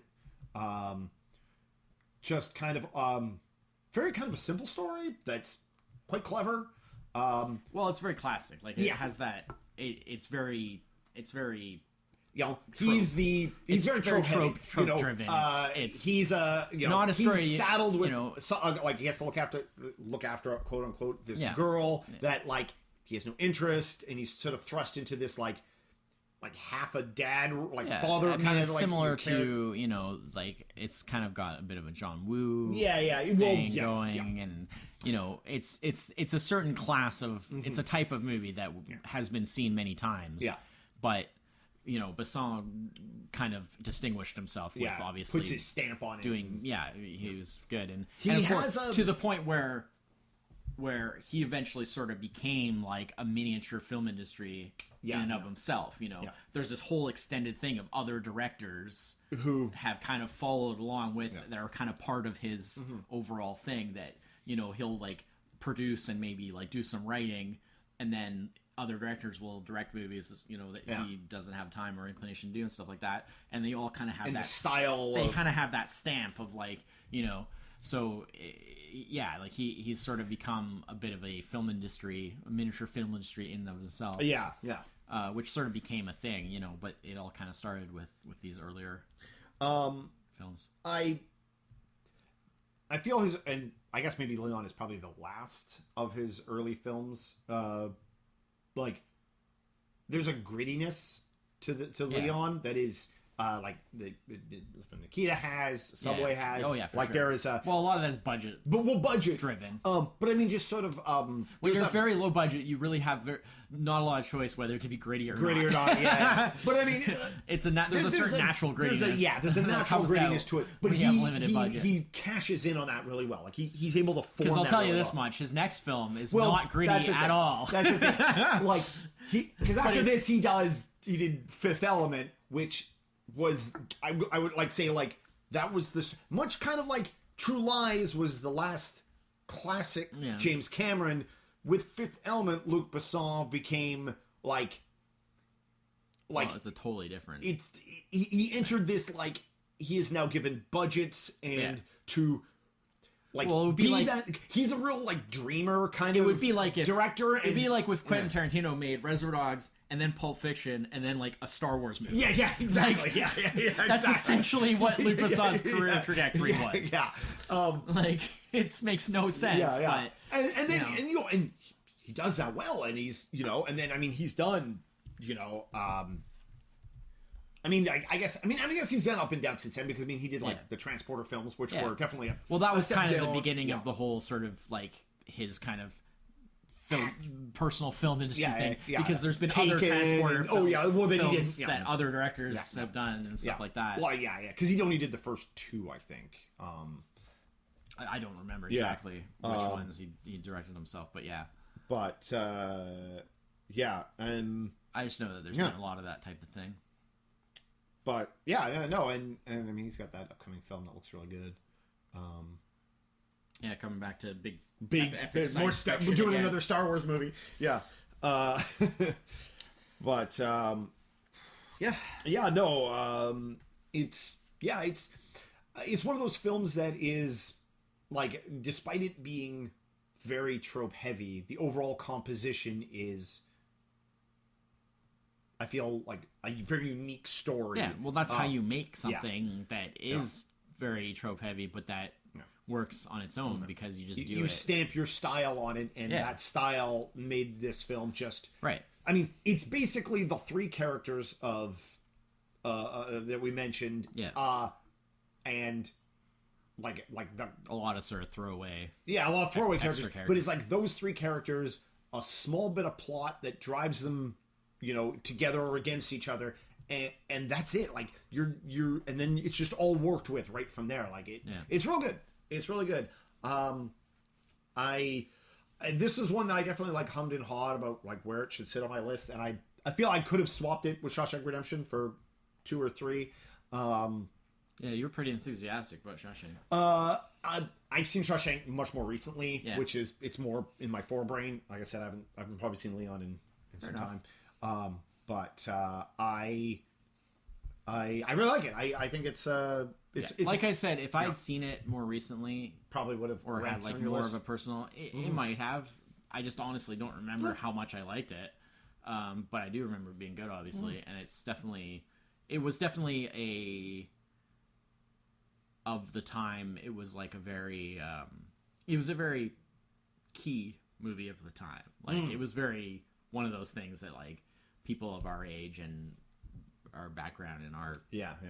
interest in movies were talking about this movie. Like it was definitely a movie of the moment, that was like, like, oh, have you seen this? Have you seen The Professional? Like, it's great. Oh, it's amazing. Blah, blah, blah. Like, I see it.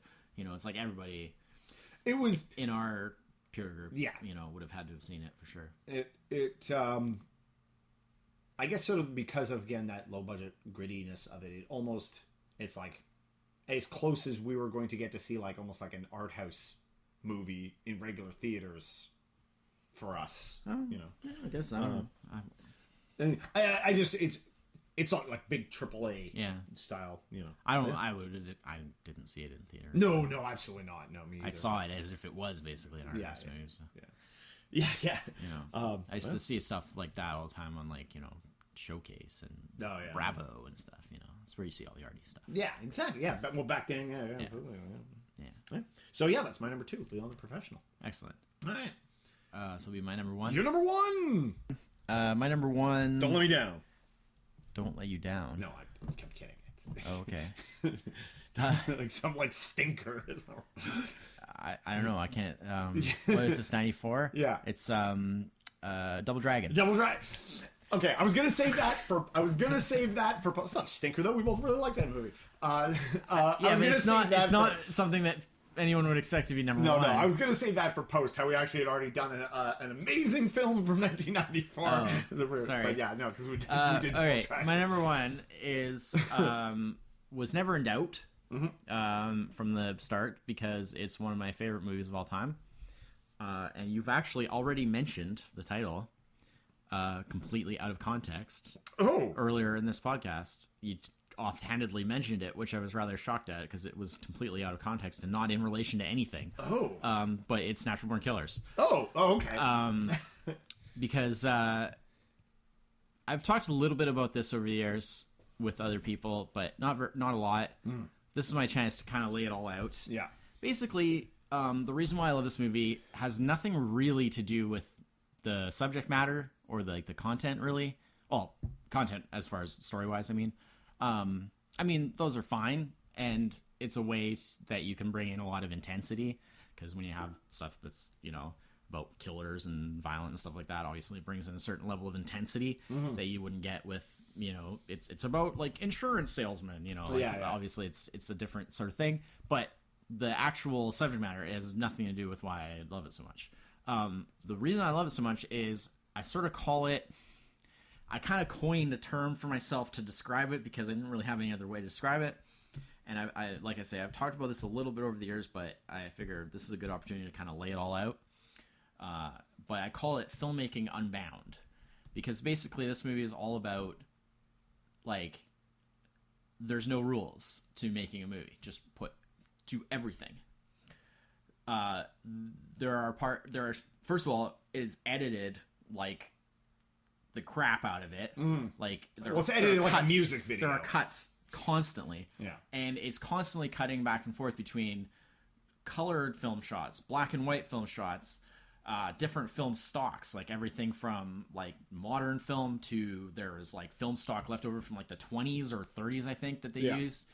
There's video shots on video, all kinds of different like color filters and lighting schemes, and just constantly rapidly cut back and forth. There's animation incorporated. There's like weird like rear screen projection stuff like on the sets. There's like bizarre like digital manipulations of shots. There's one whole sequence that's made to be like a really twisted parody of like old like sitcoms, complete with like laugh track and like crappy like old video look.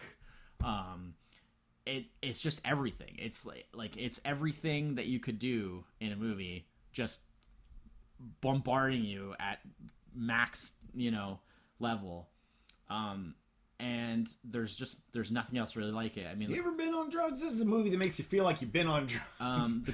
There's nothing really else like it. The closest thing is after this, like, for people who find something like this, like Natural Born Killers, to be too much to handle, which is probably many people. After this, Oliver Stone, who obviously directed this, made the film Nixon. Which is like a biopic on Richard Nixon.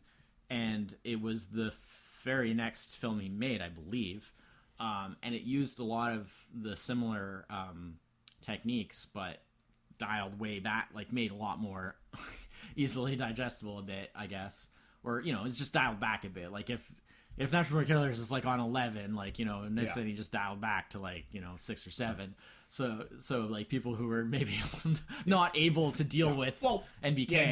Did not have the tolerance for the level of like, I mean, intensity and insanity. That's like, he took like that very like experimental avant-garde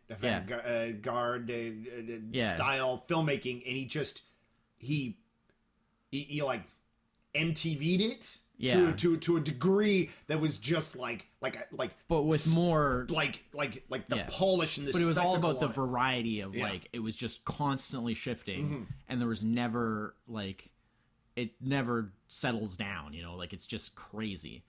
But it's basically just saying like, okay, here's something that you can do with a movie. Well, here's everything that you can do with a movie. There is no limit, or at least, the limits are very artificial. Like saying like a movie has to be this, it has to have a consistent look, or it has to have a pace, a certain pace, or it has to have a certain, or even like the content, it has to have a certain content or certain limits on that content. It's just throwing that all out and just saying, Boom. Yeah. And Well, part I of mean, that was a deliberate satire on. Yeah. Oh, yeah. Sorry.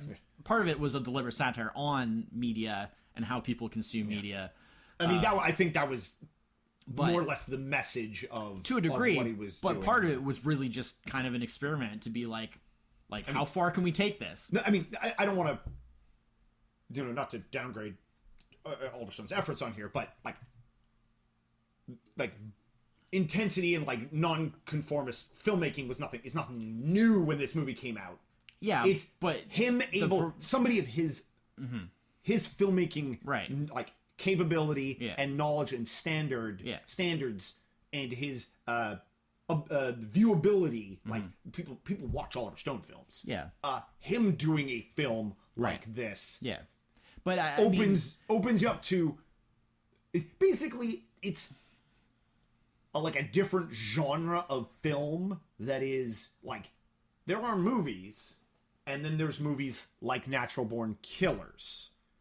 It's like there's like a Venn diagram where they cross over, but it's so much of it is different than how you normally watch a film. yeah. Well, I've never seen anything that has the sheer amount of different elements, and I think a lot of that comes down to that I've listed off. No, absolutely. And I mean, a lot of that comes down to, he had the budget and, because a lot of, like, bizarro, that kind of filmmaking is usually done on, like, pennies and that kind of stuff, It does not, crap. and it does not have somebody like Oliver Stone behind it, who knows his Well, they stuff. always say he knows how to make that a movie. in order to effectively break the rules, you gotta like know how to use the rules first. I think the difference between other kinds of movies, odd movies, and this is still a movie. This is still beginning, middle, end. You can still watch it. It still tells a story. But it has all those other elements that make up the meat of it. All those, it's the technique. Yeah, exactly. Like I said, it's not about the subject matter or the content. Exactly, it's not why I care about it. There's a dime a dozen movies about murderers and killers and messed up stuff. Not to crap on, like, everybody did a fantastic acting job in this. Yeah, it has great acting. Yeah. I mean, Woody Harrelson. I mean, this was. You got to remember, people can easily forget, but you have to remember at this time, you know who Woody Harrelson was? The guy from He Cheers. was like the dumb guy from Cheers. Yeah. That's who Woody Harrelson was. Yeah. It's easy to forget that because he's done a lot of great films since, and he's done a lot of great performances, and people accept him as a good actor, right? No Country for Old Men, like exactly. plenty of like those high caliber films. Yeah. But when this came out, he was the dumb guy from Cheers. Yeah. So this was a revelation, right? Tommy Lee Jones. Pretty small part, but very important. Robert Downey Jr. And it's funny because they were great part. Because I just watched on your recommendation from U.S. Marshals. I watched U.S. Marshals, which they're both in. Yeah. I mean, it has like a pretty crazy cast, but like as you say, it's Oliver Stone, so he was able to. This is the guy that made Platoon. Yeah, exactly. Yeah. So when Oliver Stone calls, you come. Oliver Stone says he wants to make a movie. Everybody's on board. Yeah. But no one. I'm sure no one knew it was going to be like this. Yeah. Because it's like nothing else. It's one of those movies that I like. Thank goodness, like, time has borne out on it. That people like it, because at the time, I feel this movie was more press about the subject matter than anything else about this film. It was such a proverbial shit show. I have a funny story. Movie. I have a funny story about. I didn't get to see it in the theater because I was underage and there was no one to bring me. But I have a really funny story about that because I had seen the poster, and the poster, I guess, was like an American poster. So it had, like, for the R rating, it had like 17 listed as the minimum thing.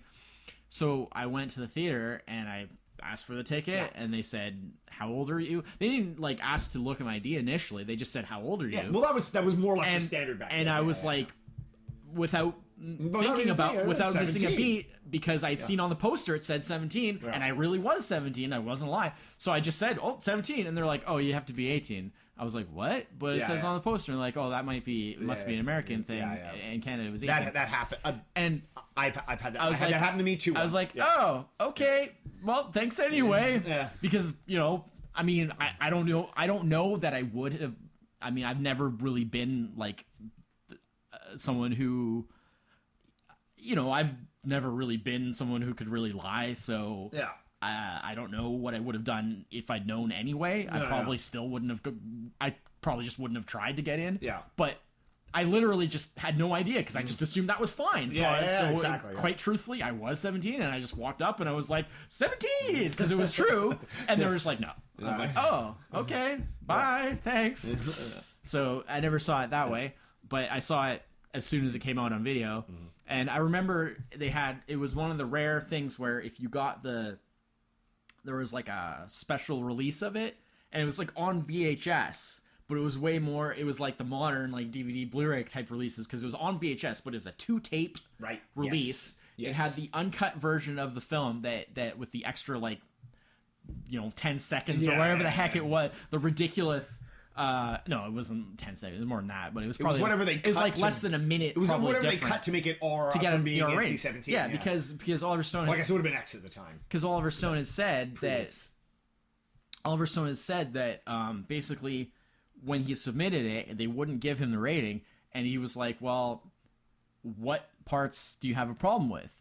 And they couldn't pin down, like, it wasn't, oh, this scene here. It was just like a general feeling of it. They were just like, you have made madness. You've made madness, and we can't process it. Children under no condition. We're not going to pass it. And so what he ended up having to do is cut like tiny trims, little frames from all over the movie to just get it down to just enough that they would pass it. Which, to me, is one of those, whatever 10, 15 seconds he cut out of that film. I mean, it's more than that, but whatever then, it is. It's less than a minute, I'm sure.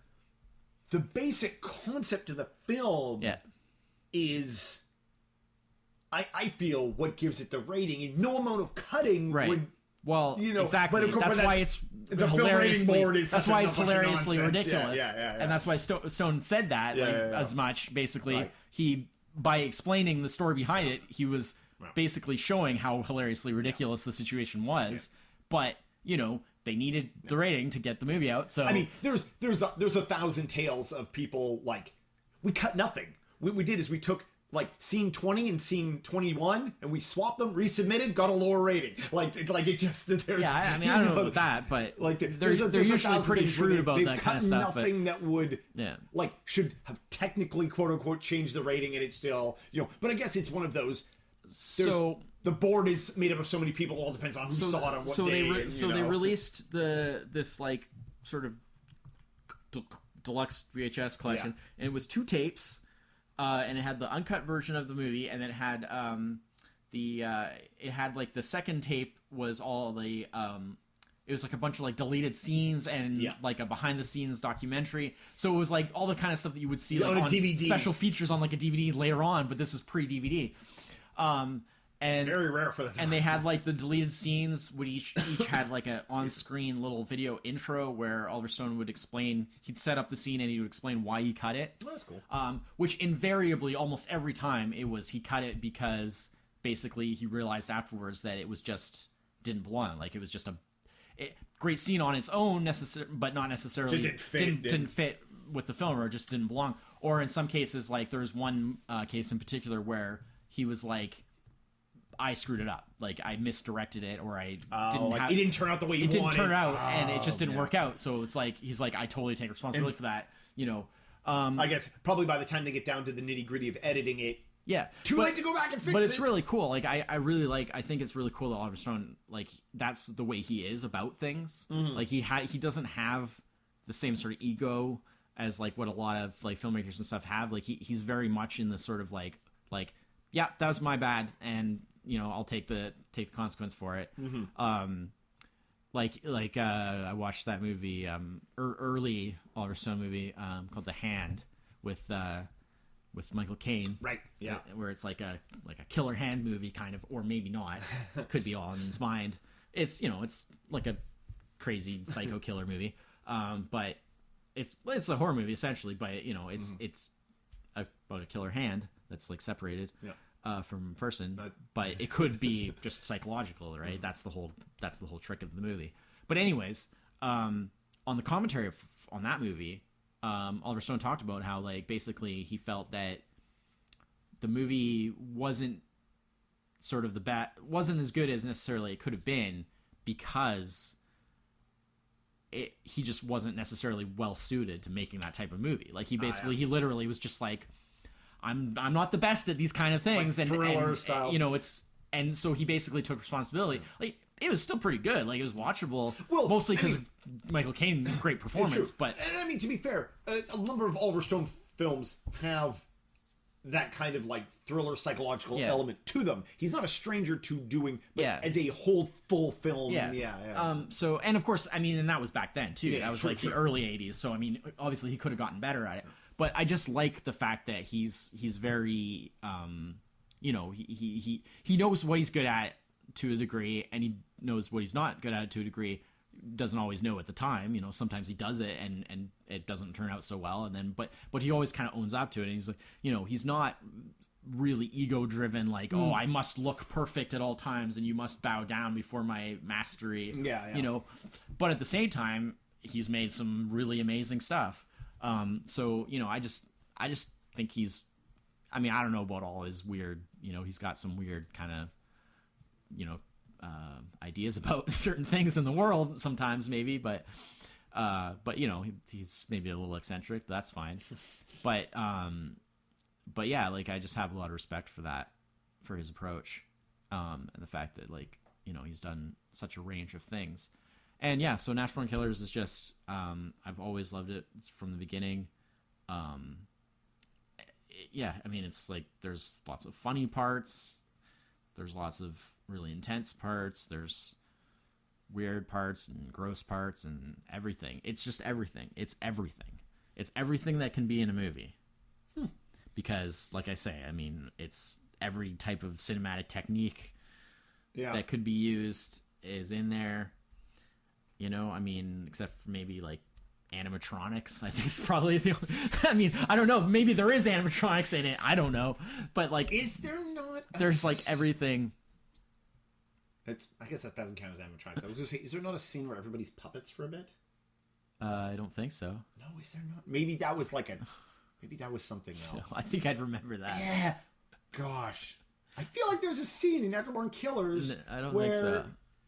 Anyways. Everybody's puppets for a bit. Pretty sure there isn't. No, okay. And by pretty sure, I mean there isn't. But yeah. It's been a long time since I've seen it. Yeah, no, I've always really liked it. It's one of my favorite movies for that reason, because as I said, I've just sort of kind of self-coined that phrase of like filmmaking unbound, because I've never seen anything else that's just kind of like, no rules, just do everything, just put everything in there, every possible technique, every possible type of thing, and then just cut it all together at ridiculous speed. And not cut it together in like, it's filmmaking unbound, but also massively calculated. Oh, of course. Oh, absolutely. Jeez. It is actually. Oh, yeah. Don't get me wrong. Don't get me wrong. Very, very tightly bound. Oh, yeah. Just not to the conventions that we normally that's what get. I mean. But that's what I mean. I'm not saying it's not just random. Like, It's but like that's where like the mistake usually gets made. Where like this, like the way this. What I mean by not Natural Born Killers, but just, like many films that have tried this style have done it, and this makes sense to the director. Yeah. None of the audience has any idea about how this, like, understands how this is put together. Yeah. Versus how Oliver Stone, again, being someone who knows how to make a movie, is able to put together what is almost basically seems like random nonsense, is able to just make it. Oh, I should also mention another aspect of it. This will be my final word, because we got to move on. Yeah. But another aspect of that ties in with the whole overall aesthetic of how it was done is the music. Rather than having a conventional like musical score or anything like that, It doesn't even really have like, it's not even like a song soundtrack Just a per man se. slamming. It is. I mean, it is a song soundtrack technically, Yeah. but what it is Trent Reznor from Nine Inch Nails Yeah. basically created the soundtrack by like mixing together snippets from like dozens. I think I've heard like somewhere like I think like over like 100 different like songs and musical pieces, just all like much in the same way the film is. yeah, just rapidly put together and little snippets, and like there's even like mix like very different mixes of like some of his own work that were done specifically for the movie. And if you like listen to the soundtrack album, it doesn't have everything that's in the movie because that would be impossible. Yeah. But it tries to kind of replicate the feel of like that tapestry by like it's all just edited together, and there's like little snippets of dialogue and excerpts from the movie and stuff. Yeah. Which I mean, a lot of soundtracks have done that, but the way That was very popular at the time, way that I feel, everything yeah. is fully integrated together, Yeah. because you can't really separate it out because it's all just like constant, this constant. And this I mean, is, it's basically like one track, even and though this it's is not. long before, Trent Reznor actually started, actually became an actual film score composer, because of course now he actually does original scores for like David Fincher and stuff like that. So, but back then he was just doing Nine Inch Nails, but they obviously thought that his touch as like a producer and wanting to use an unconventional type of soundtrack that was not like anything else, because it's not just like a collection of songs and it's not a score, it's something else, so yeah. Again, another thing where it's like part of that unbound, no rules kind of Well, thing. an unbound film needs an unbound soundtrack. Yeah, absolutely. Yeah. All right, I'm done. Yeah. Go. That's everything I can think to say about Metro Monkey. That's good. All right. Number one for you. Yeah, definitely. Cool. No question about it. So my number one, much more conventional. That's all right. in fact- Most things I like are. It's just that I've never really seen anything like it. In some ways, is probably. I mean, very. I guess would be considered probably an average film by some. I love it to beans. Apparently. It is one of those I will watch it anytime, anywhere. Contains two of my favorite actors, or actor and actress. Okay. And Speed. Oh God. I frigging love Speed. Certainly right about one thing. It's definitely very average. Everything about this movie is super fun. The chemistry between... God, my brain today is just having a hell of a time with actor names. I almost said Luc Besson. Keanu Reeves. Between Keanu Reeves and Sandra Bullock. What's his name as the bad guy? Dennis Hopper as the villain. Everybody's seen this. Everybody's seen this film. There's not really much to say about it. Everybody our age has, but honestly, I feel like it hasn't really. I mean, it's definitely probably a sustained time its- and a time. I don't think I mean, it's I don't think probably a sustained. lot of young people probably aren't. Yeah, watching I don't think Speed. it's sustained as like a classic or anything. But I absolutely love Speed. It's again, it's got a sort of a lot of the tropes of the whole bunch of one-liners. Great. The whole concept of the be stuck me on the bus and you can't slow down. I thought was that's real neat. Again, it's kind of just like it's not a deep movie. There's not a ton to say about it other than I just really, really, really like it. If we'd been doing this list a certain amount of time ago, I probably would have been right there. Yeah. But we both watched this. Yeah. Rewatched this relatively recently. It was a while ago now, but yeah. but relatively recently because neither of us had seen it in a long time, and I was sort of like, all right, it's not as like amazing as I remember. Yeah, it's good, but like, I didn't find it as exciting as I thought it was. I didn't find it as funny as I thought it was. I didn't find the performances as good as I remembered. Just kind of let you down. Yeah. A little. I mean, it wasn't like I had anything really strongly invested in it, but you know, I always thought of it as like, oh yeah, it's that like great, you know, movie with all the like hilarious one-liners and dialogue bits and stuff like that. And I mean, it is actually like almost like front to back. Back like, when that was Joss the dialogue is almost all one-liners in a way. Like it's yeah, but see, that's the thing, is that's the way I remember it being. But then when we watched it recently, relatively recently, I was like, oh, there's really not as much as I thought there was. It's a bit more average than I remembered. So it was a bit disappointing. I mean, that being said, I mean, it was still good, and it's still in that genre and in that realm of movies. It's still right up there, but it's, you know, it's definitely not. It definitely hasn't held up as well as, say, like True Lies, like which we talked about earlier. For me, obviously for you, not so much because their placement was basically opposite. Maybe, but I mean, like I said, this list was really hard for me to put together, and placement is really often is kind of neither here nor there. The big thing for me, the reason why Speed is number one over any of the other ones is because of like how much I like it and how it's so very easily just watched and digested. It's like I can just like, I just watch Speed, you know. The other ones, like, I mean, I guess not like True Lies requires like deep investment. You know, like, gosh, you understand the intricacies of True Lies. No, you know, I mean, it's fine. It's fine. That's why there's different people in the world. But it just didn't quite. Well, it's interesting that like both of our number ones are movies that the other person is kind of only didn't really hold up. So on.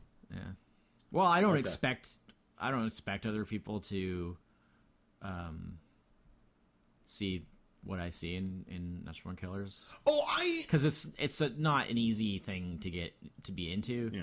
But it's just that I'm approaching. I love it in the same way that I love something like 2001: A Space Odyssey, where it's like as a piece of art. Yeah. Because there's just nothing else like it, and there's nothing else that does what it does, and it's just the way it's crafted and the way it's just a really amazing work of art.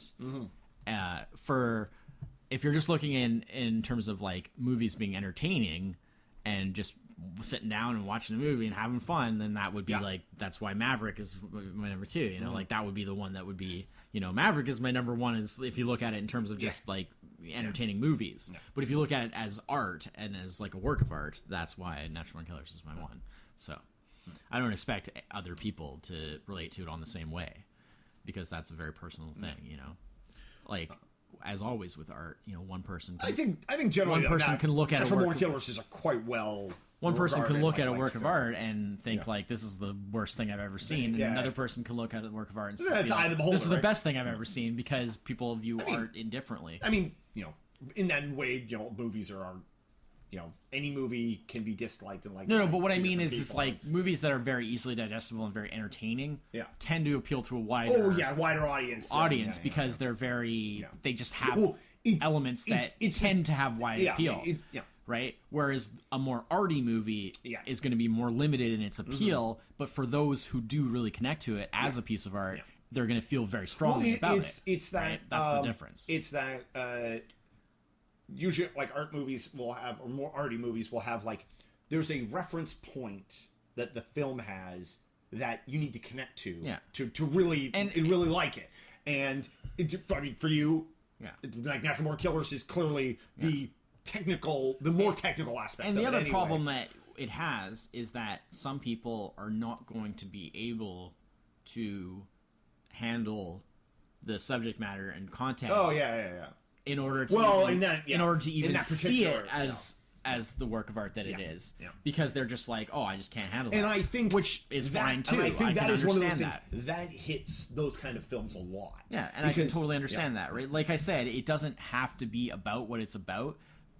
the main difference between it being about what it's about and if it was about something else is just the level of intensity that you can have by having it be, Right.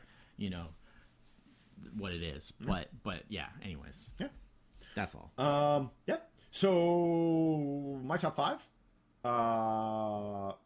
True Lies, Clerks, Shawshank Redemption, Leon the Professional, and Speed. All right, and I had Pulp Fiction and Legends of the Fall. Right. 5. Then True Lies. Then The Crow. Then Maverick, and then Natural Born Killers. Yeah. 90. So only one crossover there. Well, but because you deliberately Oh yeah. I left you Maverick. manipulated. I left Maverick off. manipulated it, Yeah, because Maverick would. and The Crow. Well, the thing was, it was going to be one or the other. Yeah. And they both would have taken 5. But that's what I mean. So I would have left off True Lies, so it yeah, didn't matter. But I'm saying it could have been. It was either. only ever going to be one tie on. Okay, there, so, fair enough. Yeah. Because my basically my 3 major also rans were Maverick, The Crow, and Hudsucker Proxy. Yeah, Which is I really like the Hudsucker Proxy. I'm not very but familiar with it, so that's why I can't. Like I've said before, I don't really. It just didn't have quite what it took to get on. Yeah, like I said before, I don't feel comfortable in including things that like I'm not familiar enough. Yeah, which I mean is to perfectly. make, I mean to like make a strong that's decision that's on. probably the best reason to leave something off. But I mean, you know, it's Coen Brothers, obviously. Yeah. They're great. You know. And- Some other great films from that year, Forrest Gump. Which Yeah. actually I was surprised wasn't on your list. It was on. It was on and off. No, it was on. Oh, speaking right. of, Right, where that was you're a- saying how like we didn't have any that were on previous lists. We did because Forrest Gump was on the Oscar Best That's right. Picture Yeah. top 5.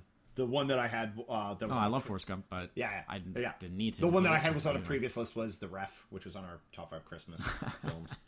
I do enjoy the ref, yeah. but I wouldn't really ever think of it as like a top 5 type of movie. But I do really enjoy it. I love 94 Dennis had Star Trek Generations, which Yeah. is the first Next Generation yeah, Next Generation / Old Generation because the way they did it. I like movie. it. I like it. Obviously, I mean, as a Star Trek I think fan, I liked it more at the time, and over But- the years I've No, I mean, I do like it, but it's not exceptional enough yeah. to make it onto the main list. Like, they have to be real. Mm-hmm. You know, there is one coming up which may make it onto a yeah. list because there is one that's sort of the best of that bunch. So Reality Bites, which I remember liking it. I remember, obviously, we used to reference it all the time.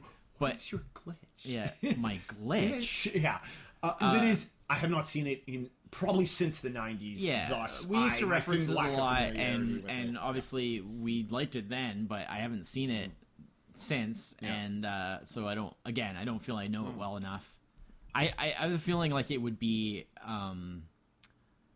just a movie that was good, but that wasn't top 5 material. One of my more favorite of the Nightmare series, New Nightmare. Yeah, well, we talked about that. Yeah, horror. Yeah, when we did the horror stuff. yeah. New Nightmare is great.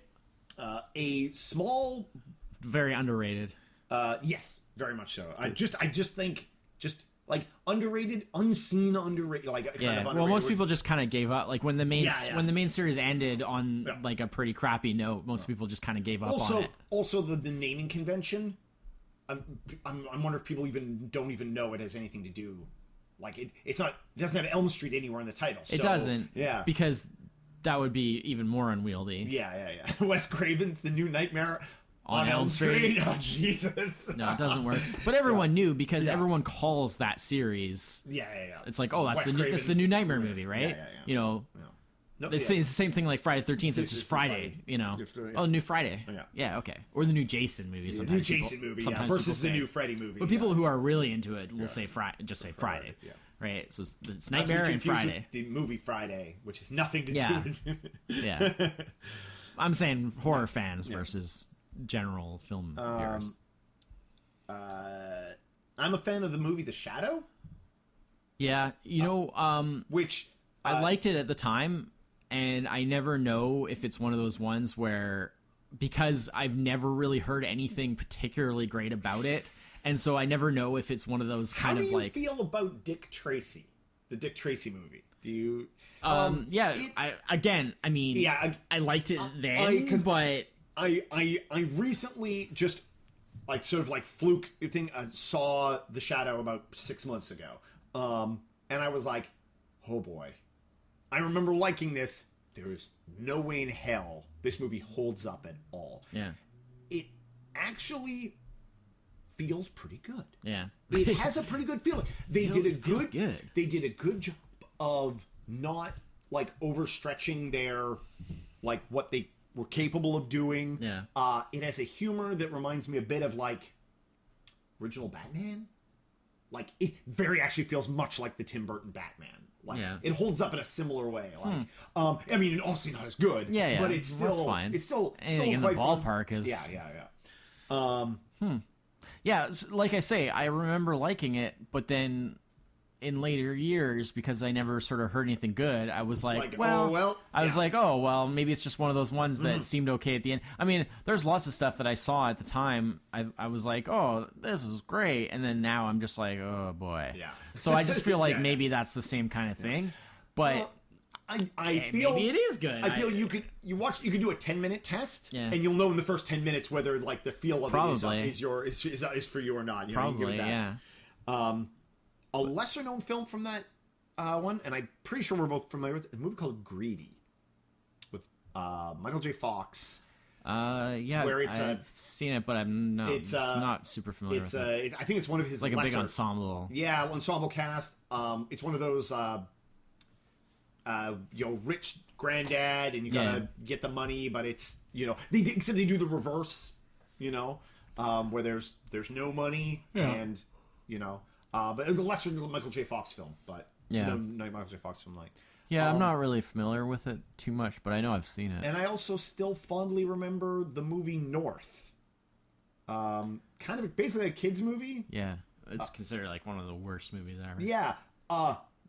Ridiculous ensemble cast.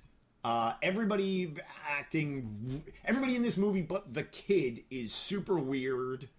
The bizarreness of it, I've always liked it.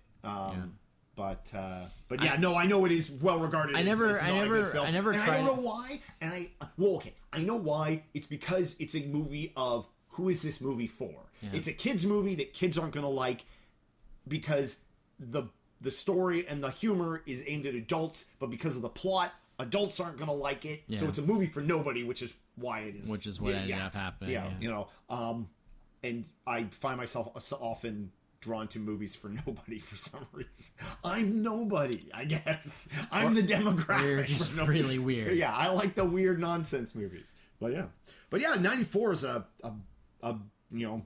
like we covered in our list, there's some big movies. Oh yeah, I mean there's a million other things. It was tough. It was tough to pick this. It was funny because we were doing 93 and you were like, oh, wait till 94. And I was like, how hard can 94 be?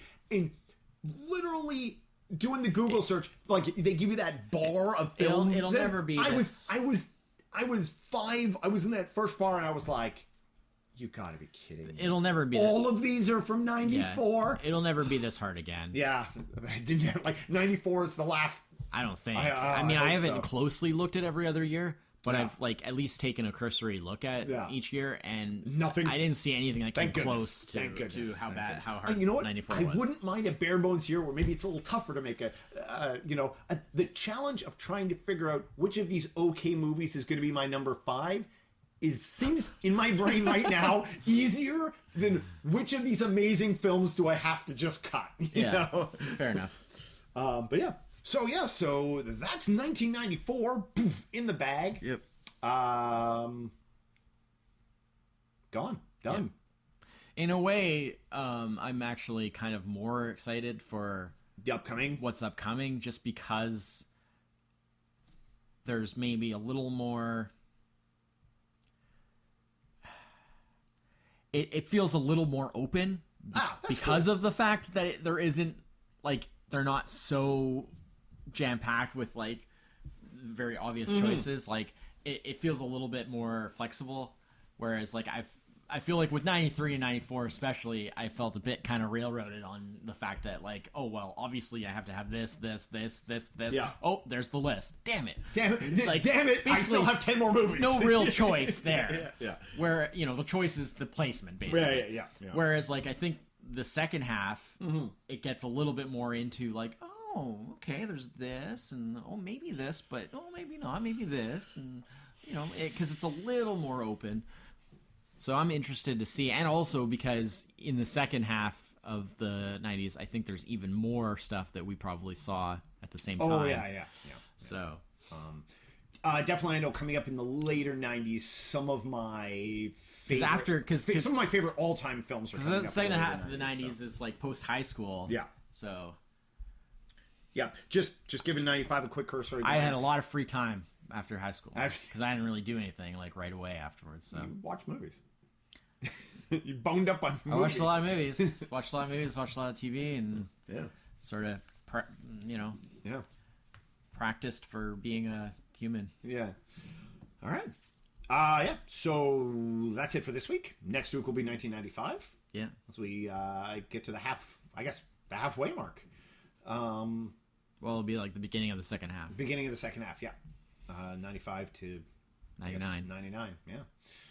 I know what my number one is for 99. I guess I do too. It's really easy. Yeah. I think that's the big thing about these is I kind of know my number one for like almost every year. Because it's kind of obvious. Like, it's like just what's your one of my favorite movie films? Of the year? Yeah. I luckily so far, other than 94, I haven't had to be like, oh, two of my favorite films. Well, that's 1 and 2 then, I guess. Yeah. Well, I mean, that's usually how it ends up, but then making that decision of which one's 1, which one's 2 is often quite difficult. Yeah. I mean, even they cross each other out, and neither are on the list. Even last time for like 93, I sort of explained that like in some ways, like Groundhog Day was number 2, but in some ways it's a more perfect movie than like Jurassic Park, which you can nitpick certain little flaws. Yeah. But the reason that Jurassic Park had to be 1 is because Jurassic Park. It changed like everything. It just changed the world. You know. Changed my life. Well, the world of movies, at least. Changed my life. Yeah. So I explained that last week that for me that's why I made that choice, but it really just depends on how you're choosing, I suppose. Yeah. So. Okay. But I usually try to choose based on personal feeling and I mean that's a good balance of like how objectively good is this movie, but then temper that with, well, how do I personally feel about it, or how has it connected with me, so I try to incorporate all the little potential kind of ways of picking. I definitely make mine a little more personal, a little less critical. Well, that's just, but incorporating both is just kind of how I am. No. Because that matters to me. You also, but you also, I mean, you're much more into the making of movies side of movies. Oh yeah, definitely. Whereas I'm an interest in that, but not cursory. I'm it's that stuff's more interesting than pursuit. I get you. Yeah, you're not listening. Your knowledge in you're not listening to all the commentaries. Yeah, exactly. Watching all the bonus knowledge in that is is much greater. Which is good because you can fill in all the gaps when I'm like, the thing with the guy and you've got the names. I get things wrong sometimes because there's just so much that sometimes the things get mixed up or I can't remember something properly. But I try to get it right. No. You're probably right enough that it Well, one would hope, but. We haven't gotten any letters or feedback correcting us. Letters. That would be awesome. Who would they send it? Where would that just in the mailbox? Care of www.podcast.com. Except that's not our URL. I wish that was our URL. We could do that. www.podcast.com? No, I don't think so. Oh, sir, I thought you. www.podcast.com. Yeah. I thought that's what you were saying. Yeah. No, just www.podcast.com. It's probably taken. I guarantee it's taken. Yeah. Although by who? Like, that would be interesting to see, like, Yeah. you know, what that is. Next week, listen to our report on who has that URL, or just look it up yourself. Yeah. So we'll be back next week. Thanks again, everyone who listens. As I mentioned last week, for those who didn't hear, we are now on YouTube. You can just look us up, www.podcast YouTube. You can find us off there from the Facebook feed as well. Yeah, well, if you just put what we've watched. What we've watched. Podcast. And it brings it all up. Google it or put it right into YouTube. Yeah. I'm starting with these. It's a bit of an endeavor to get the episodes onto the YouTube, time-wise. So, I've just started with this 90s. Yeah. But That's cool. But yeah. So until next week, I'm Chris. That's it. Cheers. Bye-bye.